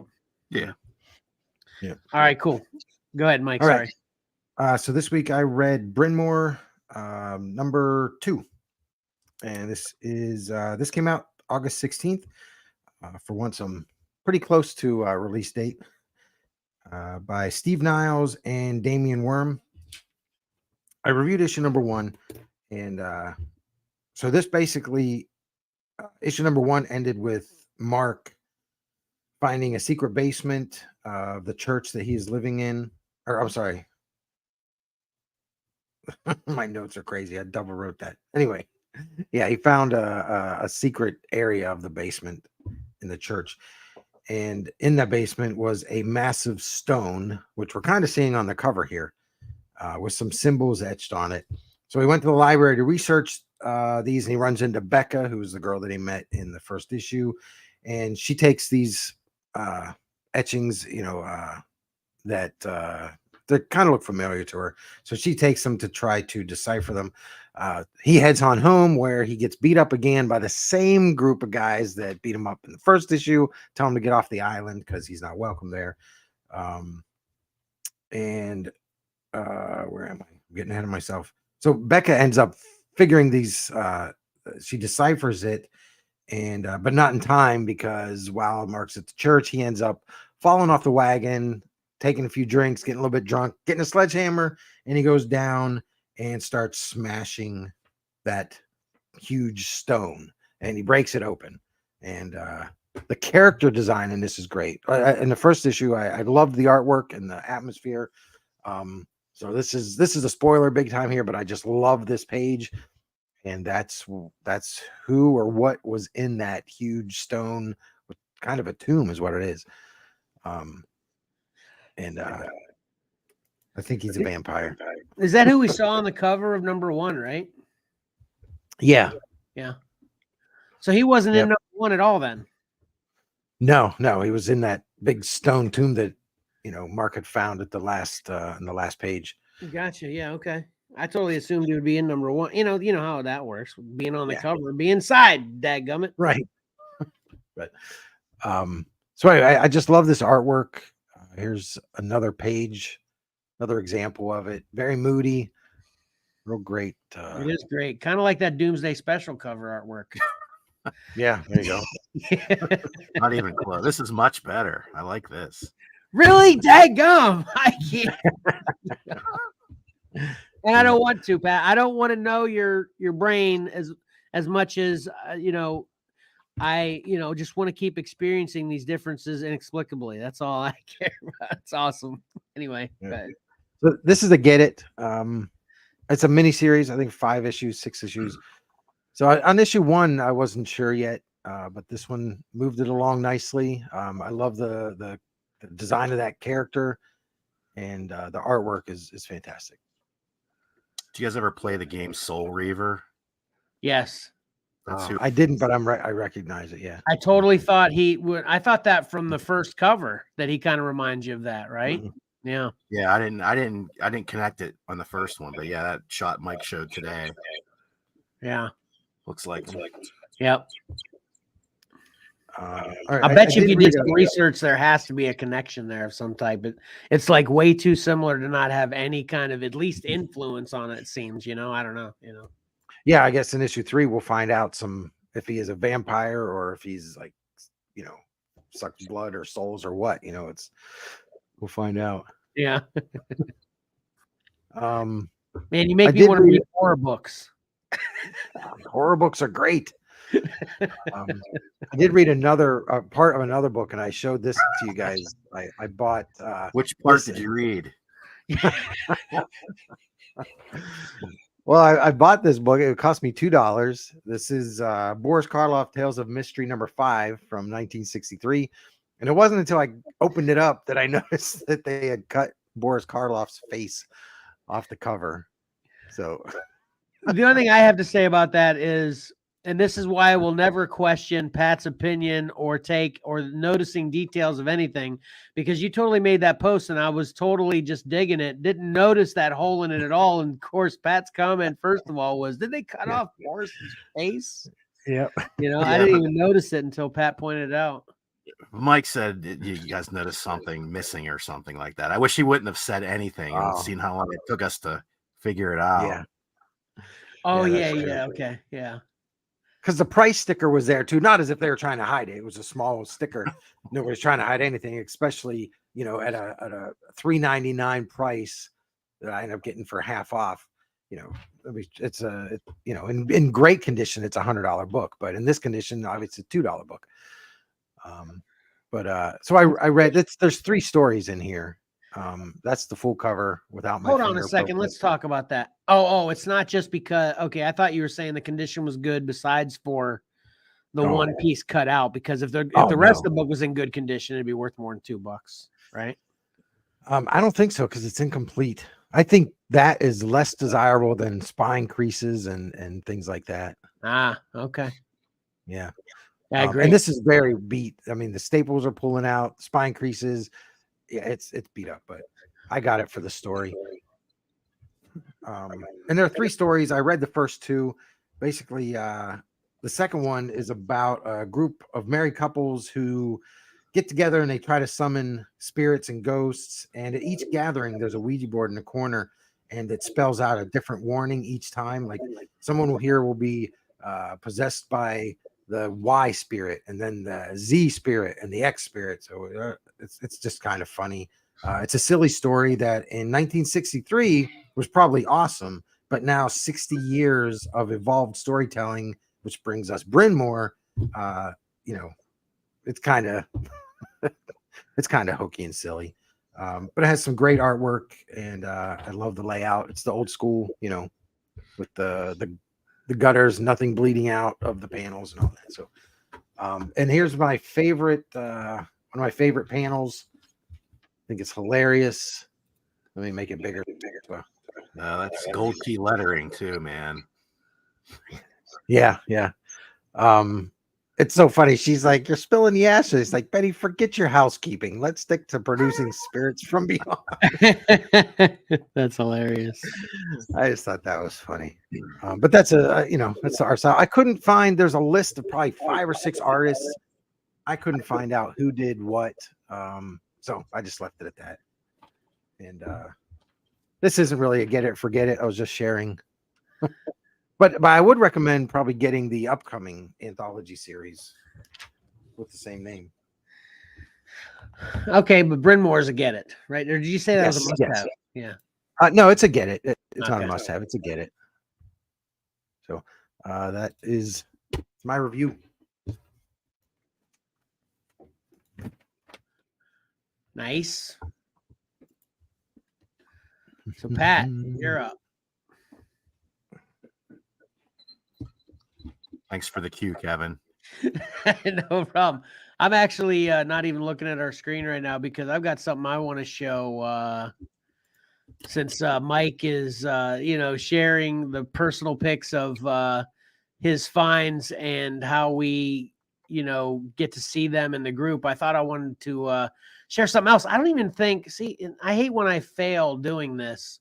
I don't even think I shared this in the group, but I shared it with Mike and Tyler. So I apologize that I didn't share this with you, Pat, but I'm going to work on this while, or no, I got it right here.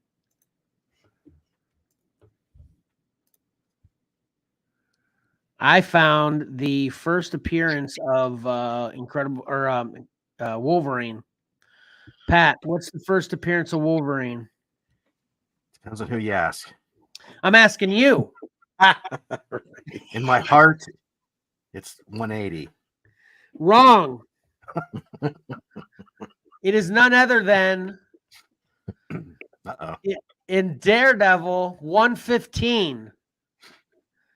Pat, I found this in my collection. I was, I've been talking about purging my collection for, some Xcellar offerings, and I found a Wolverine is in Daredevil 115. It sounds like you didn't know that, did you? I guess not.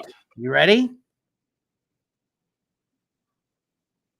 Are you ready to see it? Sure. Yeah, he's ready. Boom! It's the old ad trick. The old ad trick. There is an ad for Incredible Hulk 181, or actually, yeah, is that 181 or 180? I think it's 181. Yeah, so an ad for Incredible Hulk 181 with Wolverine. And this is what else reminded me of with Mike pointing out how that part is cut out in the cover. You know, sure enough, look at the Marvel value stamp is covered. Yeah. It's cut out of my issue of Daredevil 115. Yeah. But did you? So obviously you didn't know that. I'm joking. This isn't the first appearance of Wolverine. It's just again, like Mike was saying, the ad trick. Where some people would say that's the first appearance, but I would definitely still argue that 180 all day long. 180 is the first appearance. I'm with Pat on that one. But it was cool seeing this ad in here. So you didn't even know this ad existed either, Pat? No. It's not only cool to discover this stuff, but imagine how cool it is discovering this in your own collection, right? Yeah. So great. Yeah, it sucks when you discover it on the internet and you go and look and like, I don't have it. yeah. All right. Sorry to interrupt you there, though, Pat. Go ahead. Thanks for playing. All right. Yeah. I read, going back to the Mark Waid I read Shazam 1 and 2. These two. By Mark Waid and Dan Mora. Another Mark Waid book. This one's sort of different in that it's not like Tales from the Past made current, like World's Finest Superman, Batman, World's Finest Teen Titans. This is supposedly set in modern day continuity. Shazam's kind of a weird character. You never know.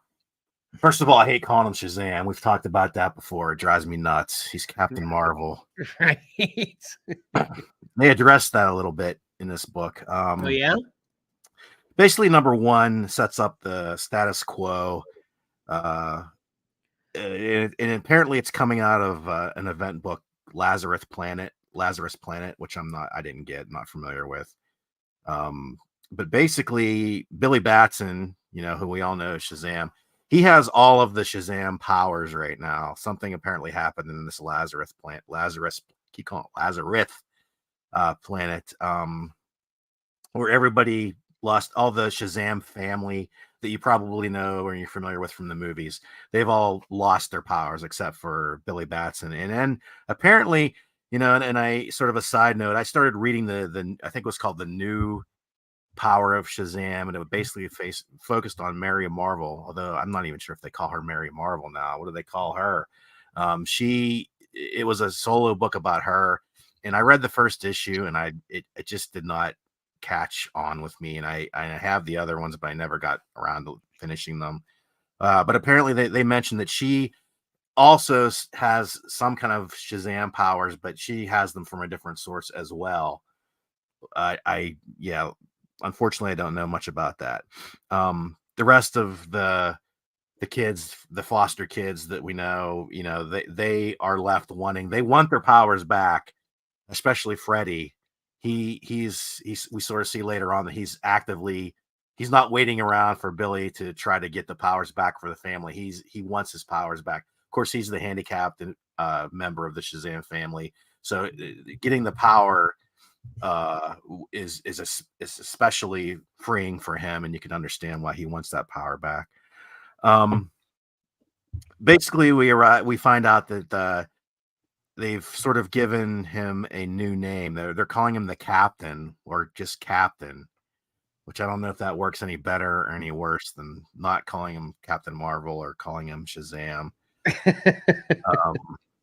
It's just annoying. And in addition to showing, sort of catching you up on Billy Batson's life, we find out that he's a podcaster now. This may be another example of where it annoys you with Mark Waid bringing in modern day tropes, because he's got this podcast.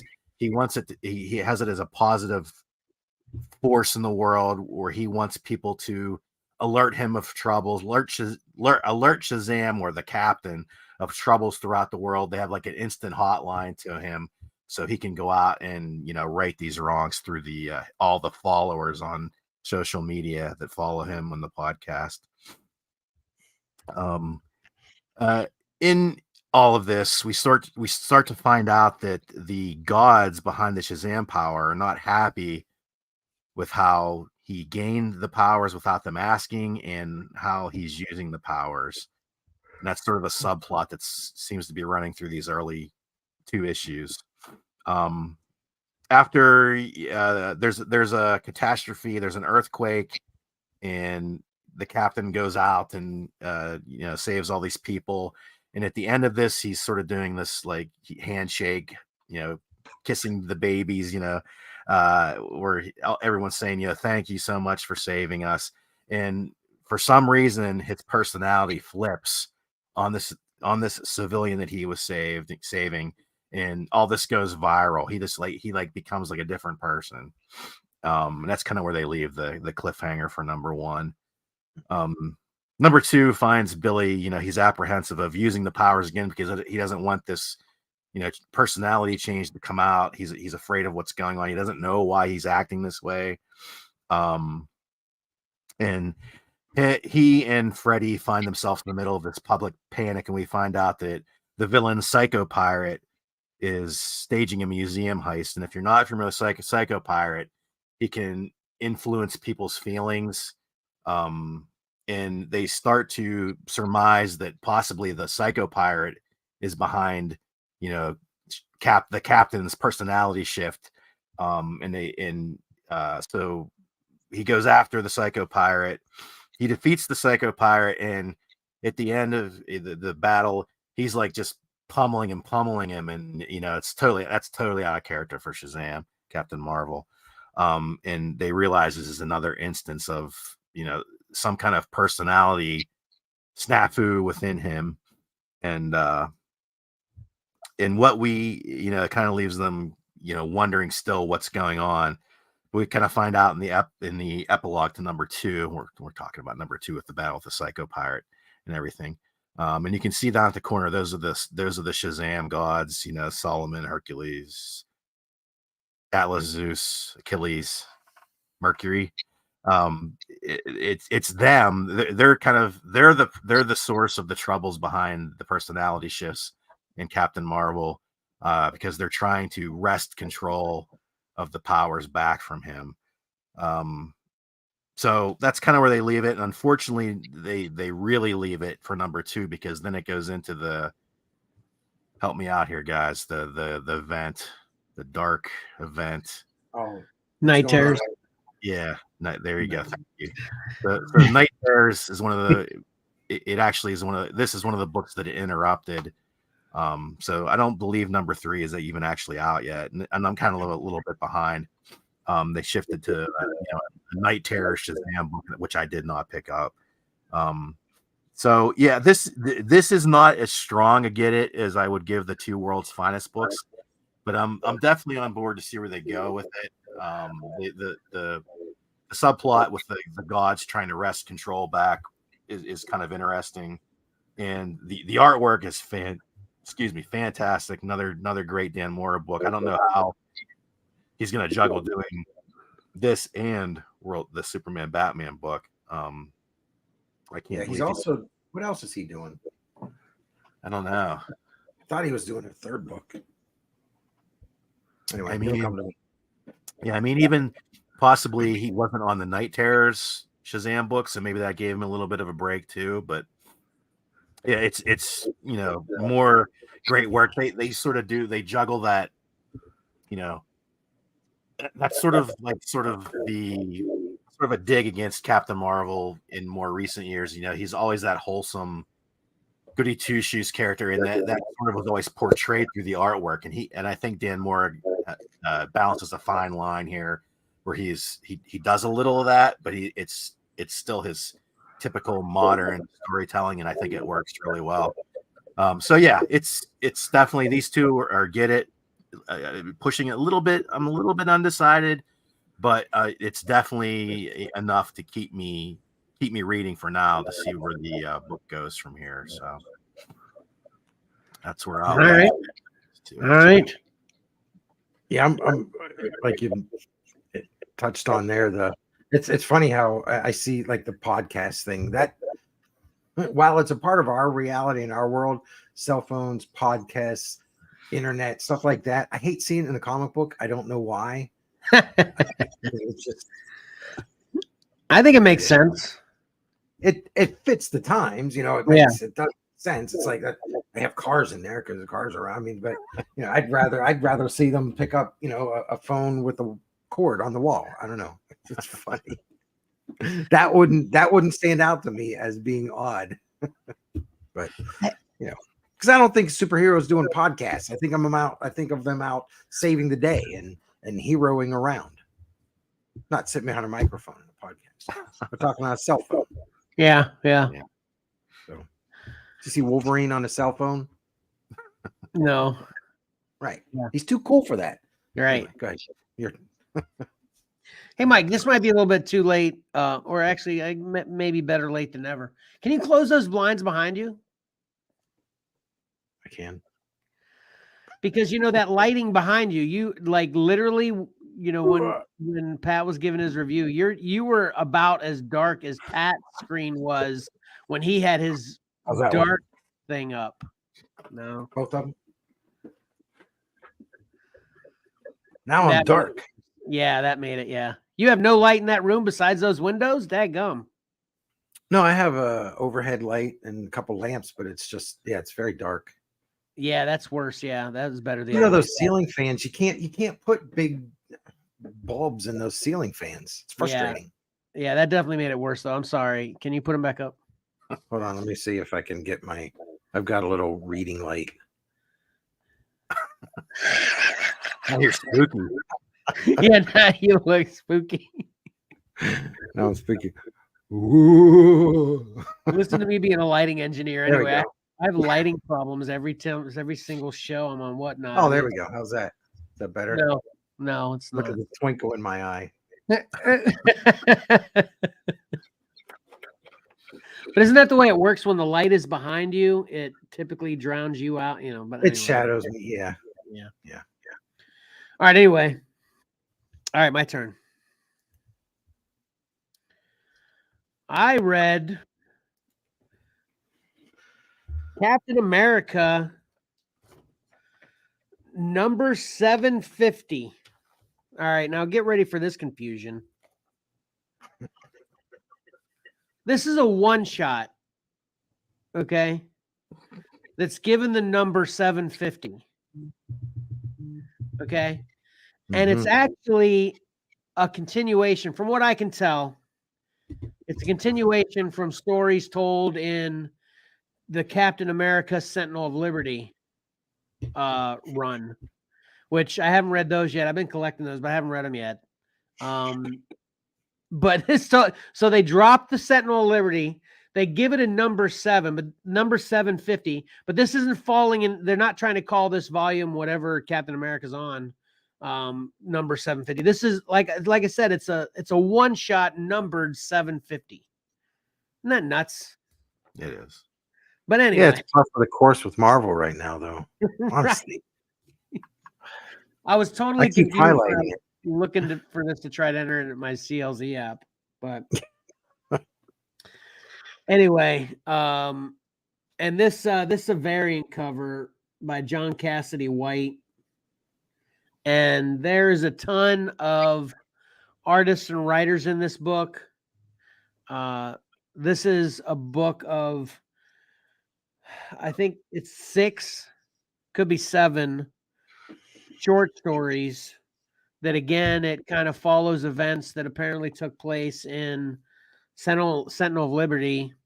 And the 2 main stories that take up the most of the book, this is a $7.99 cover price book. It's not quite double sized, but it's definitely thick, right? And the 2 main stories in this, the first one is was very reminiscent of Falcon and the Winter Soldier final episode, where Falcon is reflecting on becoming Captain America in the first story. Second story, Roger Aubrey, Union Jack, was killed in the events that took place, I guess, in Sentinel of Liberty. And if I'm saying that wrong, I apologize, but that's my take on what it's coming from. It kind of gives the backstory of where it's from, and I think the events that are describing is in Sentinel of Liberty. So literally, the second story, which is focused on Captain America, is just literally at Union Jack's funeral, and everybody, kind of talking and reflecting on Union Jack. Then the third story is reflecting on the origin of Captain America, as if that's not been told enough times. And then we get into a story about, Captain America and Falcon having this little mano-a-mano competition, shield throwing competition to, see who's better while they're both patting each other's back the entire time. Man, this book has literally nothing happening in it, no consequence. Literally, I could, every story besides for those two main ones, but the two main ones, like I said, is one just Falcon kind of reflecting on whether he should or wants to become Captain America, and then the other big one is the funeral, and then the rest are so short, and they're all reflecting stories. It's like this was one of the most boring reads I've read in a long time. I don't know who wanted this. I'm happy that whoever wanted it got it, but there is nothing that happens in this that I think has any consequence. Although this is actually a minor key too. First appearance of Nomad, the Redacted, and the debut of the new Destroyer Sharon Carter costume. She's in this too. There's all kinds of cameos from all kinds of heroes in this too. As you can imagine, at the funeral, everybody's coming to the funeral, that kind of thing. But man, this is a hard pass for me. Unless you want some kind of reflective Captain America, Falcon story, or in case there is actually one of the stories is Cap talking to Bucky. Because I guess in the Sentinel of Liberty, Bucky and Cap were at odds because of how they wanted to fight the baddie in it, and Bucky essentially used Cap's son. Name's Ian. I guess this is kind of a separate universe for this story too. So Cap was mad for Bucky using his son as bait essentially. But Bucky felt like he had to, and they make up. There's one of the short stories is just talking about what happened and making up. That's but that's what this whole story, the whole book is like. It's a bunch of reflective on past events, kind of feel good, reminiscent boringness to me. I mean, this is not what I read comic books for, but the arts and like I said, there's a whole bunch of different artists and writers in this book, and most of the art's good. There's a couple that I really liked a lot of the later short stories that kind of had a little bit of like Cap's origin story, which we kind of knew that. The art's good in a couple of these stories, but overall, this is nothing spectacular in any way. I like this cover a lot, though, and of course, I'm a Cap fan, so that's why I grabbed this book. And I was also curious as to why it was numbered 750. I should have probably dug deeper as to what was going on there. I might not have grabbed it, but anyway, hard pass for me. Don't bother getting this unless you maybe you're reading Sentinel Liberty. You want the Captain Jack funeral information, I guess. I don't know, but that's all I read, and I'm sad about it because I feel like I could have gotten further on a couple things that I'm really curious about over this one. So, what that book reminds me, it feels like let's say, since it's almost fall, it's fall cleaning time, because that Cap series is ending and Michael J. Straczynski's book is beginning. They had some plot threads they had to wrap up, or they had some inventory stories that they had to use before the new status quo took over. So they're like, let's get these out in a book and charge everybody a couple bucks more and be done with this old Cap series before we start the new one. That what you're saying would totally make absolute sense to me based on everything in that book. So okay. I think the Straczynski run is probably going to be pretty good. I mean, he's a much better writer, I think, than a lot of the current writers we've had. Kind of regretting passing on it, because Yep. So I'd say I'd recommend picking that up, Kevin. Okay. That series comes out. Well, I probably already will anyway. Yeah. So because it's Cap. Is it just going to be called Captain America? I think. Yeah. Yeah, I think so. I'm not 100% sure. All right, cool. All right, that's it for me. That's it for all of us. Good job. Good job, everybody.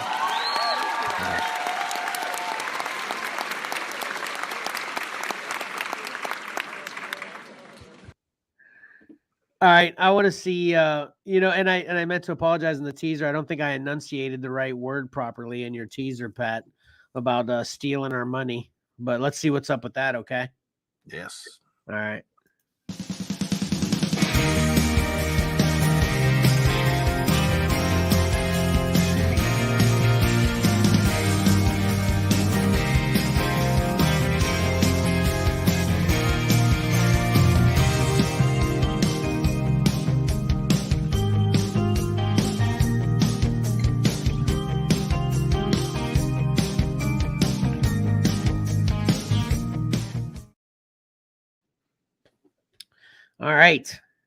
All right.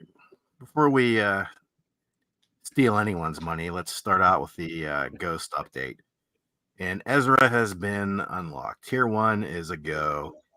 As of this morning, they are at 11,501. So again, it's still moving pretty slow. A little over 11 days left to unlock the rest of them. So we'll see what happens. Cool. Very cool. Especially with the Ahsoka implications on this, people are. I can't believe this isn't doing better with. Maybe it will after Ahsoka kind of gains some more traction, brings people attention to it, especially if they end up finding Ezra or whatever, So right. We'll see. Yep. This week is the first week of Target's Fall Geek Out. They have a Fall Geek Out. Did you know that? No. No. Yeah, Summer Geek Out, that's old news. We're on to the Fall Geek Out. Okay. And week 1 was all McFarlane. So there we get a kind of an overview, and we'll get into them. If you look in the background there, you notice anything interesting back there in that little graphic? We'll get to it. Wait. First off, okay. No. We'll get to it. I know everybody can't wait, but we're gonna do these other ones first. So, we have some animated Batman, and see if you can. We're gonna go through them, and you can see the Build-A-Figure pieces in the background, and then you let me know when you know who the Build-A-Figure in this wave is. Okay. Okay, so if we have sort of classic Batman, they're kind of doing like a animated deco, which I'm not 100% loving. Yeah, I'm not a big fan of those either. Yeah. What'd you say, Mike? I'm sorry. I the paint on it. I kind of like it, painting the shadows on there. Yeah. We'll see. See how you think. Here's Robin. Classic. This is the first iteration of Batman the animated series. So we never really. It's funny because I don't think we never really did get from McFarlane. Now, DC Direct put out these figures in the past. McFarlane's doing them now. He has a little bit of a different spin on them, but it was funny because Batman, if probably most people either didn't even notice or don't care or whatever, but the first animated Batman Todd put out was the New Adventures of Batman looking body with Batman the animated series deco on it, so it was a little weird. But yeah, I don't know if a lot of people even noticed that, just diehard fans of the show. So this is Todd's first real attempt at the original Batman the animated series look. So we got Batman, we got Robin, we have Scarecrow. Wait, who the heck is that? Well, you're supposed to guess, remember? Condiment Man. Close. Oh, okay. We'll get there. Yeah, that's very good though, Kevin. Okay. That is good. It's like Circuit Boy. I don't know. Mr. Freeze. Well, I always like to, remind people Mike Mignola designed this Mr. Freeze look. It's very cool. Very cool. I like him a lot. So there we have the back. That's not Mr. Freeze's backpack there. Yeah. Those are condiments. Right. Your ketchup and mustard. Right. So I already forget. What'd you call him, Kevin? Condiment Man. Condiment Man. How dare you? Bow down. Condiment Kid. Go ahead. What was that? The Condiment Kid. No, I thought you almost had it though. Everyone bow down to the Condiment King. Oh my God. There he is. Yes. Wait, hold on. Go back to Mr. Freeze again. Go back to Condiment King. They have the same head. Anyway, man, he is an actual character from the animated series. He was basically used as a joke, Yeah, I remember that. I think Johnny pointed that, or Tom, one of them pointed that out one time to us. I remember that. That's how I remembered it. Okay. But that's crazy. That's an odd choice. It is an odd choice. But then again, who's ever going to make them, So that's true. Do him as a Build-A-Figure. If you really want them, you have to get the whole wave. I'll give him some credit for doing Condiment King. Is that underwear? Is he wearing underwear?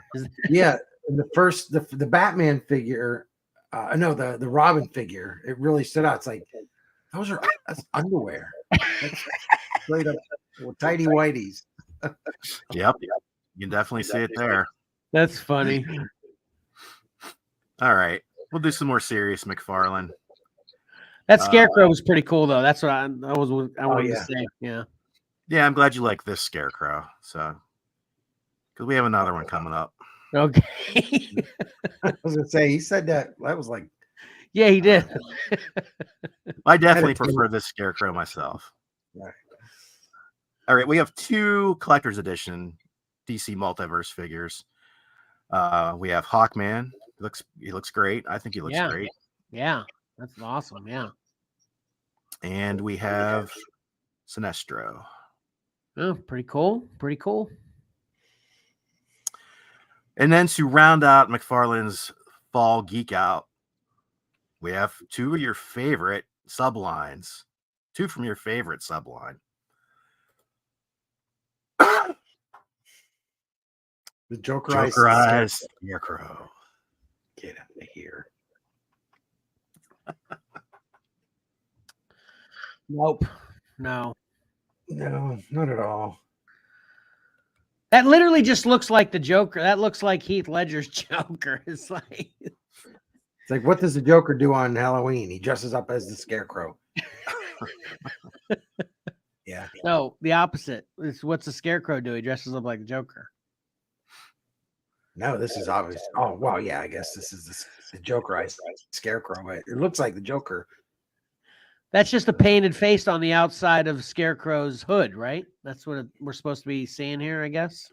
Yeah, I think so. Yeah. Yeah, yeah, exactly. That sums it up. Look at us trying to make sense of this mess. But wait, there's more. This one's not as bad. I do have to say. We have Jokerized Two-Face.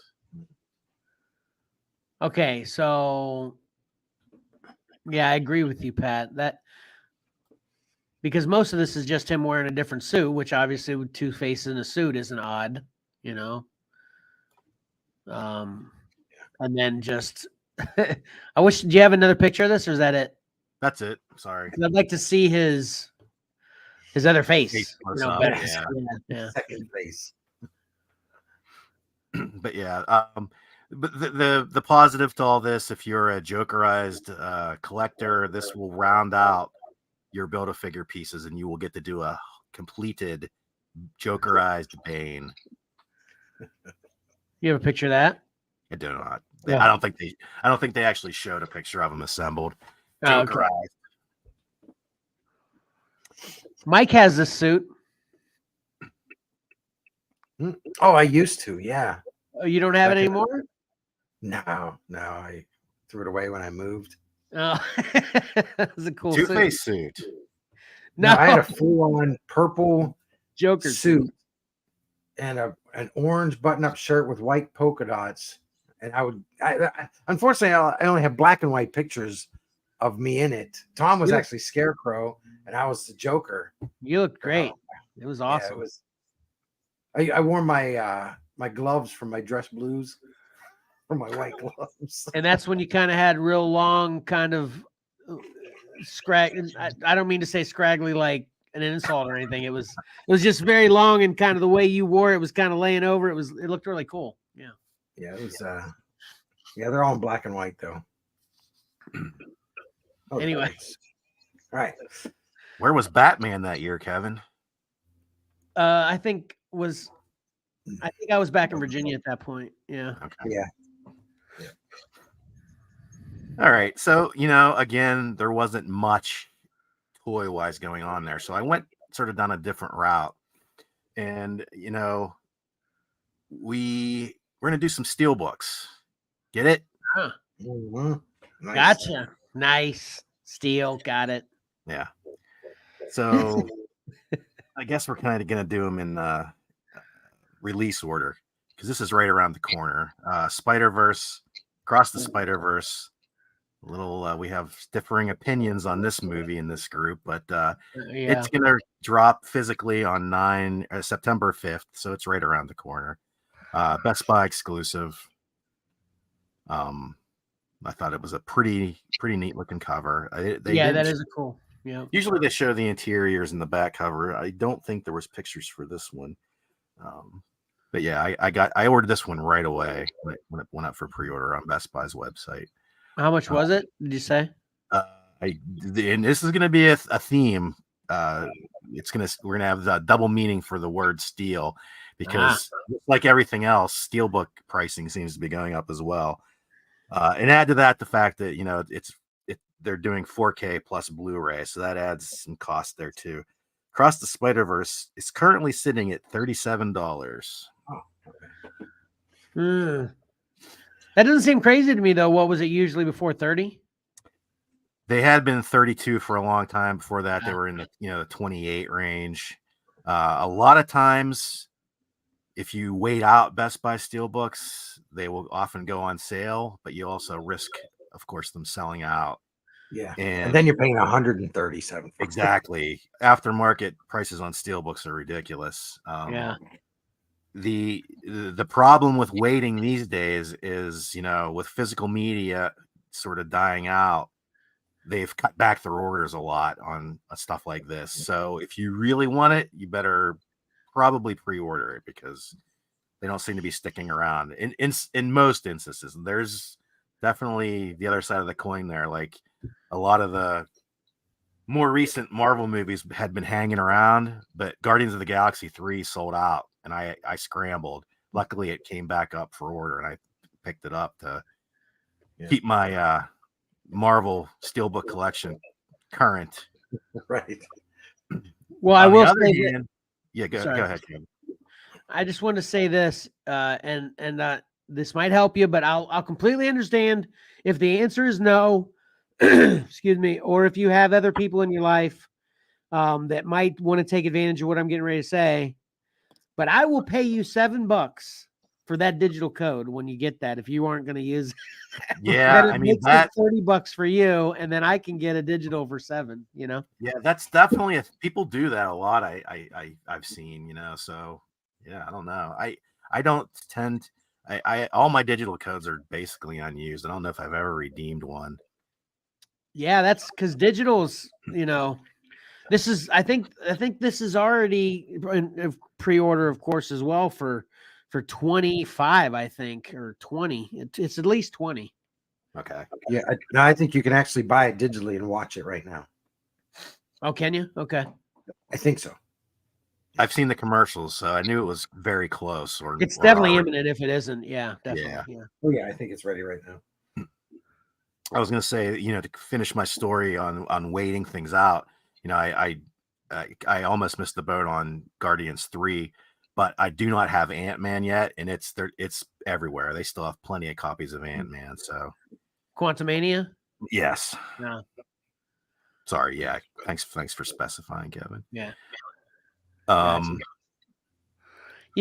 Did we talk about I've definitely had this conversation with other people. I don't know whether we talked about it on the show, but have you heard about they're kind of taking digital movies away from people that bought them, like they're taking them down from their servers or whatever, so the people that bought them are just SOL. Have you been hearing about that?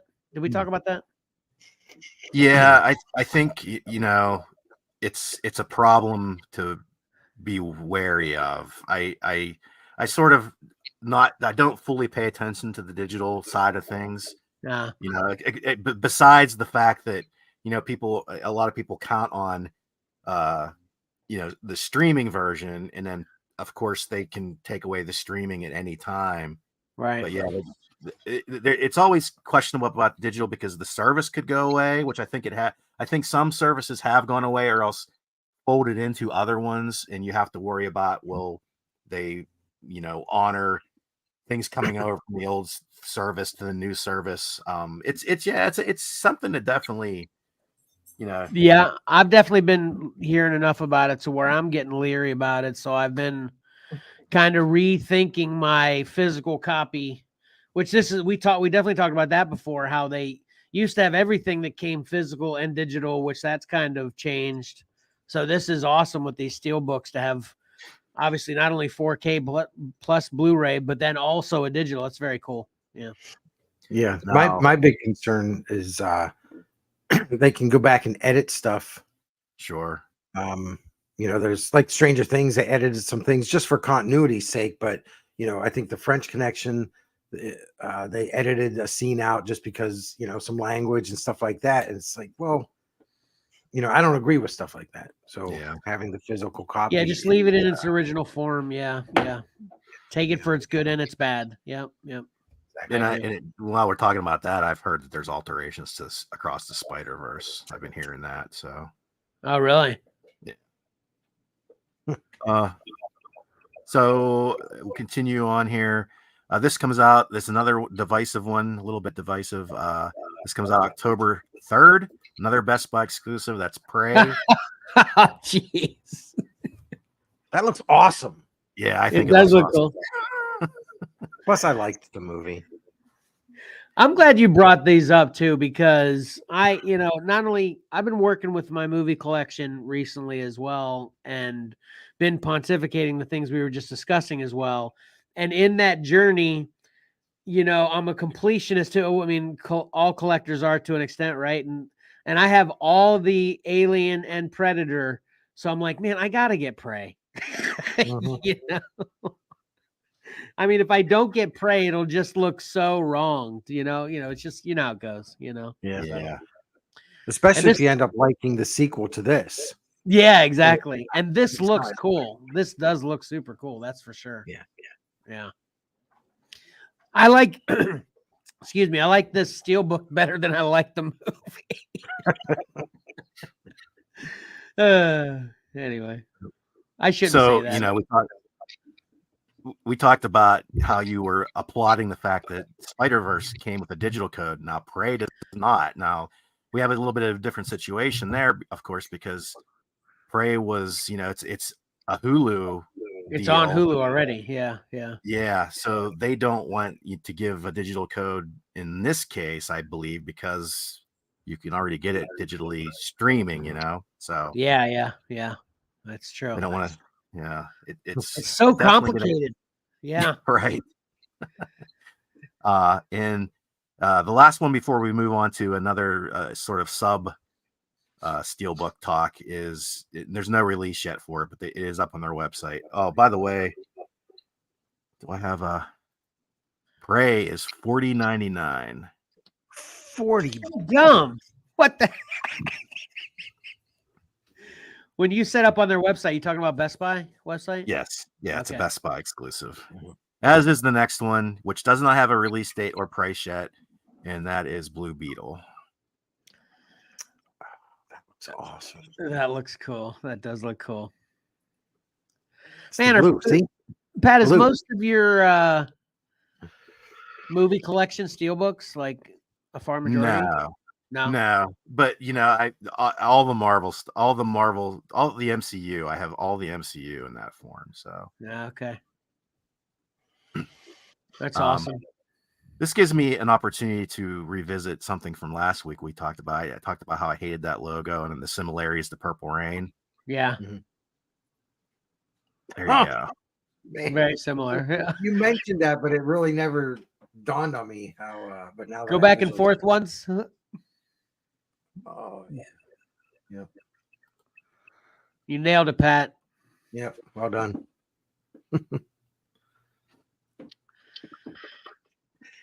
All right. So this we're going to move on to another sub-subject of the Steelbook talk here. Now, Disney has not released any of their Disney Plus stuff on physical media. We've heard the stories about how all these streaming services are losing money. Well, Disney has finally broken down. But first of all, I wanted to show this first. This came out about a month and a half ago. There's a company called Manta Labs out of Asia, and they do all kinds of fancy Steelbook versions. They're super expensive, and they do multiple versions. You get a collector's edition, you get the regular edition, you get a slipcover edition, you get a magnetic cover edition. So about a month and a half ago, Manta Labs announced WandaVision. You see there from the little discussion there, no discs. It's just the Steelbook. What? So what's in it? I see a book and a postcard. Oh yeah, there's books and there's postcards and things like that, but no show on disc. That is no so digital weird. code. And they're charged. This is the base edition of Manta Labs' Steelbook for WandaVision. It was $38. The heck, man. You never know. You never know what they're gonna do. You never know. You know what? They're gonna sell copies of it. Well, I don't mean to sound insulting. Did you order this, Patrick? Oh, you said there's no release date. Sorry. there is. I think this has already come and gone for pre-order. I haven't checked up on it recently. It may have sold out for all I know. But some of the editions, if you get the collector's edition, it was like close to $90-$100. Wow. Well, I agree with you, Mike, but what's odd about it is it's kind of being presented like, not even being presented, it's definitely being called a Steelbook. But yeah, you're right, Mike. People are going to buy it, but for the character cards and the postcards and the folder inside, not because it's a Steelbook. That's what's it's just hokey. It's just wonky, It's directly aimed at Steelbook collectors because there's such rabid Steelbook collectors out there that they'll buy anything. And but remember, we talked about Disney, not releasing their stuff and suffering streaming losses. Well, you may have some buyer's remorse if you bought this WandaVision from Manta Labs, because Disney has decided to release some of their shows on physical media in Steelbook form. I like that Steelbook. Look better as well. Better here, better here, better there. Yeah, I definitely think the second Steelbook with the actual discs in it is cool. But you know what I was going to say anyway, before you revealed that they're releasing it anyway, is You know what people would do with the other WandaVision Steelbook is they'd get bootleg discs, Sure. or something, and then put them in there. Oh, You know yeah. what I mean? Yeah. Yep, that was definitely discussed on the Blu-ray forums for sure. Yeah. Because a lot of people already have them. There's been a big bootleg movement behind the Disney Plus stuff. Well, Yeah. basically anything, streaming only to, people want their discs. So there's been bootleggers out there. Yeah. WandaVision releases November 28th. Before that, though, I think they timed this just because of season 2. We have Loki season 1 coming out September 26th. Yeah. Ayla's gonna want that. That's for sure. And as of today, I don't think they've announced if this is like exclusive to a certain retailer, and they haven't announced pricing or anything. But keep in mind, that it's most of these shows are probably more than one disc. So TV shows are always generally more expensive anyway. So add the Steelbook factor to that. I don't know what they're going to be charging for these things. Are you planning on getting these ones? I don't know. No. We'll have to see what how the price price falls out. Yeah. And another weird thing is they haven't announced like non-Steelbook versions of these shows. So yeah, they're squarely, I think, aiming for the collector's market. Of course, we have Marvel. We can't leave Star Wars out. So oh man, Kevin's in. He's all in. I'm in. On December 12th, we have Mandalorian, the complete first season, and second season, same day. Daggum. Those look really good. Yeah, those are awesome.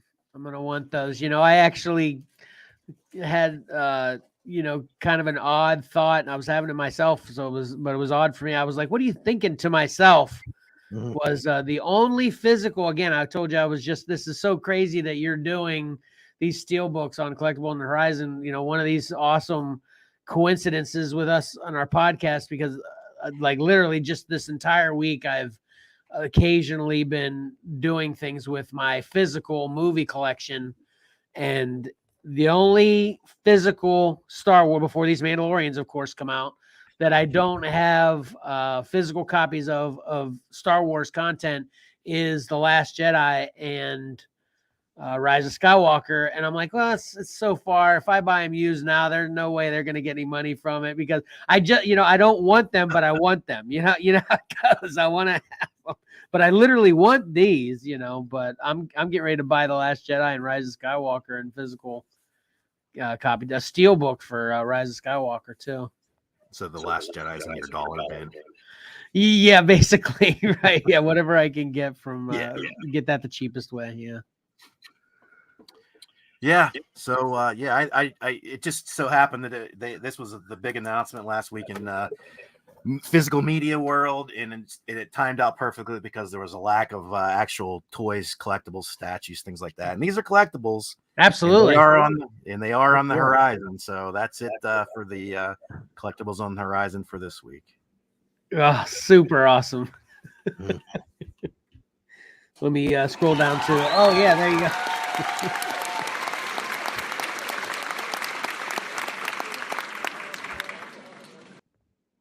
Yeah, it's great. I can't believe I didn't see any of that too. And that's why I've said before, I'm like your segment's biggest fan too, man, because I think I see stuff, but man, every time you got something on there that I'm like, man, I can't believe I didn't see that, but I should believe it at this point. It's happened so much, but yeah, great job, man. Great job.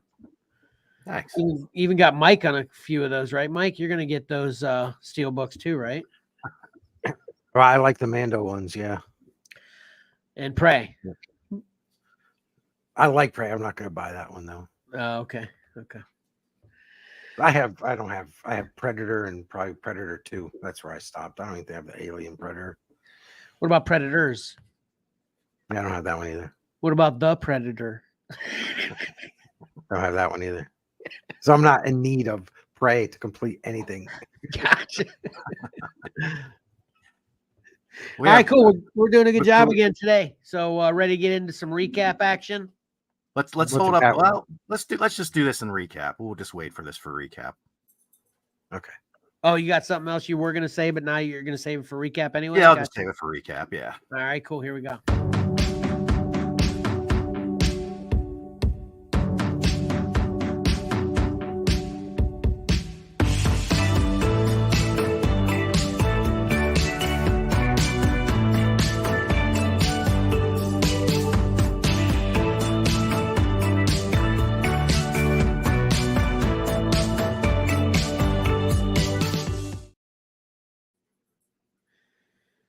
All right, Mike, what do you got? Did you shuffle again? No. I wasn't paying attention. I can if you need me to. No, it's good. I was just looking at that, and it looks like it's pepperoni pizza, but it's blue, or a piece of blue Swiss cheese on my shirt. It's one or the other. Okay, so it's a mix. Got it. Yeah. That's your recap. Noticing the intro shirt. Yeah. Okay. All right, Pat. What do you got? All right. Let's just we did the comparison, the Blue Beetle, Purple Rain thing. And this was just sort of hanging out there. I kind of forgot about it until I remembered about the Blue Beetle thing. Last week, Mike talked about Get It and Get It, Forget It. He talked about Space Outlaws, and Kevin commented, "Boy, that looks like the Good, the Bad, and the Ugly, Clint Eastwood." Right. Anybody follow up? I completely forgot to. Yeah, I didn't either. Yep. Very close, Kevin. Very close. Is Clint Eastwood the outlaw Josie Wales? Gosh, yeah, perfect. Yep. Josie Wales. Nice pool. Yeah. Man, I like the book even more. Yeah, I knew it was one of them. Yeah, I totally got the movie wrong though. So, but that's those old spaghetti westerns. I love them. Yeah, they're awesome. So, yeah. All right. If you want to be miserable about the future and have no hope in the world, watch Extrapolations. Mm-hmm. Mike? What do I have? The X-Men failed to sweep this week in cover combat. Yes, they did. Remember when you sorry. A lot of X-Men fans out there. just to update. I want to make sure the cover combat final is Meatloaf versus Prince versus Ruben Studdard, correct? Yeah, there we go. All right. Is that all right? Right.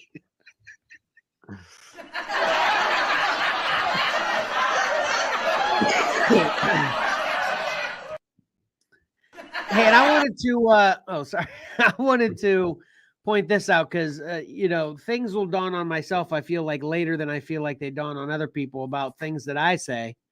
And I feel like I've said this enough times now that I've it's just noticeable to myself that doesn't it seem like the opposite happens of what I expect on the regular? Like if I go into something saying I was expecting this to be great, I'm like, oh man, this is trash. And then if I go into it saying, man, I wasn't expecting much, I'm like, oh, it was pretty good. Have you noticed that about my reviews? Maybe, yeah. Yeah, well, now you will for the future. Yeah. So bringing that up because note Ahsoka. If you thought it wasn't going to be good, you're wrong. Check it out. Yeah, Mike. Speaking of the Star Wars stuff, I'm going to be looking for some online classes to learn the planets, all the Star Wars planets. Nice. Seems like I have to. Right. I have here Wolverine is too cool for cell phones. Yes. Yeah. That's true. If you think the Xcellar group hangs out together because our opinions are similar, think again. See Doomsday Special #1. I don't want to see it. Right. Oh, when I review it, you're going to see it. Yeah, that's all I got.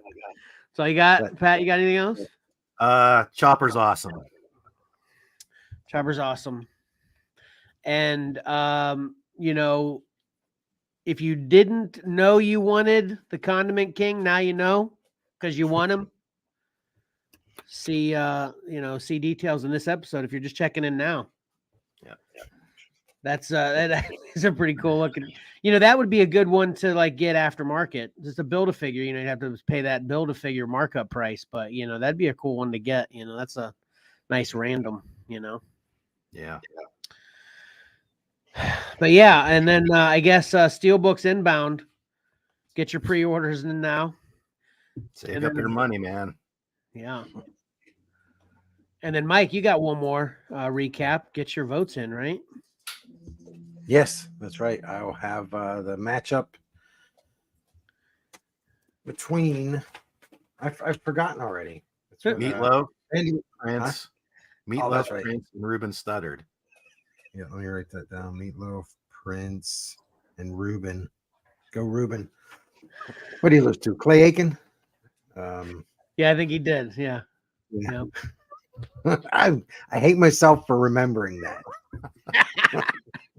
But anyway, literally get your votes in. Mike will Right. have them up later. Oh, and that's another thing we talked about last week. I guess that'll do it for the recap, but you know, just get into some closing reminders here. I think we talked about last week skipping next week because we kind of have that gap usually in between when we come to the final covers. But that's not going to happen because 2 weeks from now we're going to be in Baltimore. Actually, all three of us. If you want to meet XcellarComics podcast hosts, catch up with us at Baltimore Comic Con. We won't have a booth or anything, but we'll be hanging out. You know, if you recognize any of us, come say hi. That'd be cool. But since we're going to be in Baltimore, we are not going to skip a week. So we're still got next week on the schedule, right? I'm saying this all right. We're all good with that, right? And so that will be the finale. So there will be no extra week to get your votes in. So make sure you get your votes in as early as you can, and definitely no later than, what do you usually have the cutoff? 7 p.m. Eastern Standard Time on Friday, right, Mike? Yeah, 7. So get your votes in by next Friday, 7 p.m. Eastern Standard Time. Don't wait till then. Just do it now. If you're watching this, just pause this video right now, go vote, and then come back and then check out the last couple minutes. But get your votes in. And seriously, though, it is X-Men, and Mandalorian. Yeah. So get your votes in for at least one of the X-Men. No, I'm just kidding. I'll be happy pretty much seriously for any of them that win. So, although if one of them wins, I guess I might be kind of giving too much info, but I'm going to do it anyway. If one of them wins, it'll be a totally new winner. I believe so, so anyway, which that'll also be fun. So yeah, anyway, like I said, get your votes in. All right. I'll do it for the recap. Let's see if I can handle this closing.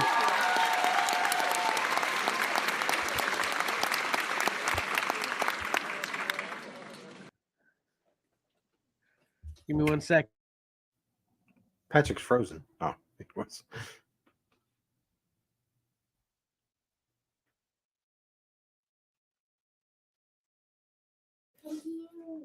Sorry about that. A little bit of a thing going on here right in my closing. All right, so here we go. Please like and comment on this video, as well as subscribe and hit that bell to get notifications. Please subscribe to Comics and Collectibles in the Crawl Space on Spotify for podcasters or many other podcast providers. And please listen to the edited podcast of this live stream on Spotify that will be posted no later than Tuesday. Follow XcellarComics on Facebook, Instagram, and or Twitter. And follow Excellar_comics on TikTok and whatnot. And watch our Whatnot shows on the Whatnot app today. got a show today, 1:30 p.m. ish Eastern Standard Time, and then next Friday, I actually have that at 8.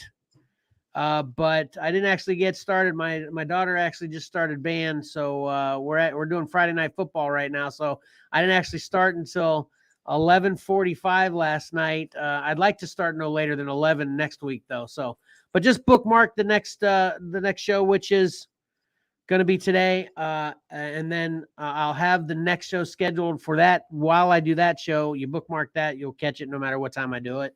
But I did a good job actually getting 2 shows in this past week. I'm going to do it again this week. So check us out on the Whatnot app. And then check out what we have to offer on eBay at Excellar_comics and our website, XcellarComics.com. Got some more new stuff on there this week. There's all kinds of craziness happening in my house right now. That's why I'm being all silly giddy. But anyway. What planet are you on? I'm on Naboo. Naboo. See? I know. Naboo. I don't need no class. Go ahead, continue. So those Gungans acting up again. Come on. And then you can help support what we do on the show and through all of our social media, through Patreon at www.patreon.com/XcellarComics. If you want to help support the show, we'd really appreciate it if you do that there. And then lastly, watch our next live stream on YouTube or Facebook next Saturday at 9:30 a.m.-ish Eastern Standard Time. Man, that was tough to do without Karen. I can't wait till Karen's back next week. It's going to be so much more relaxing. Yeah. She does so much. It's hard to tell from behind the scenes, but she does. So yep. That'll do it. Do you have anything else, Mike? I do not. We'll see everyone next week. All right, cool. How about you, Pat? Nope. Ready to go. All right, awesome. Appreciate everyone stopping by. And until next time, do not forget, appreciating great art is awesome, and reading a great story is fun. So why not pick up a comic book and do both? Xcellar out.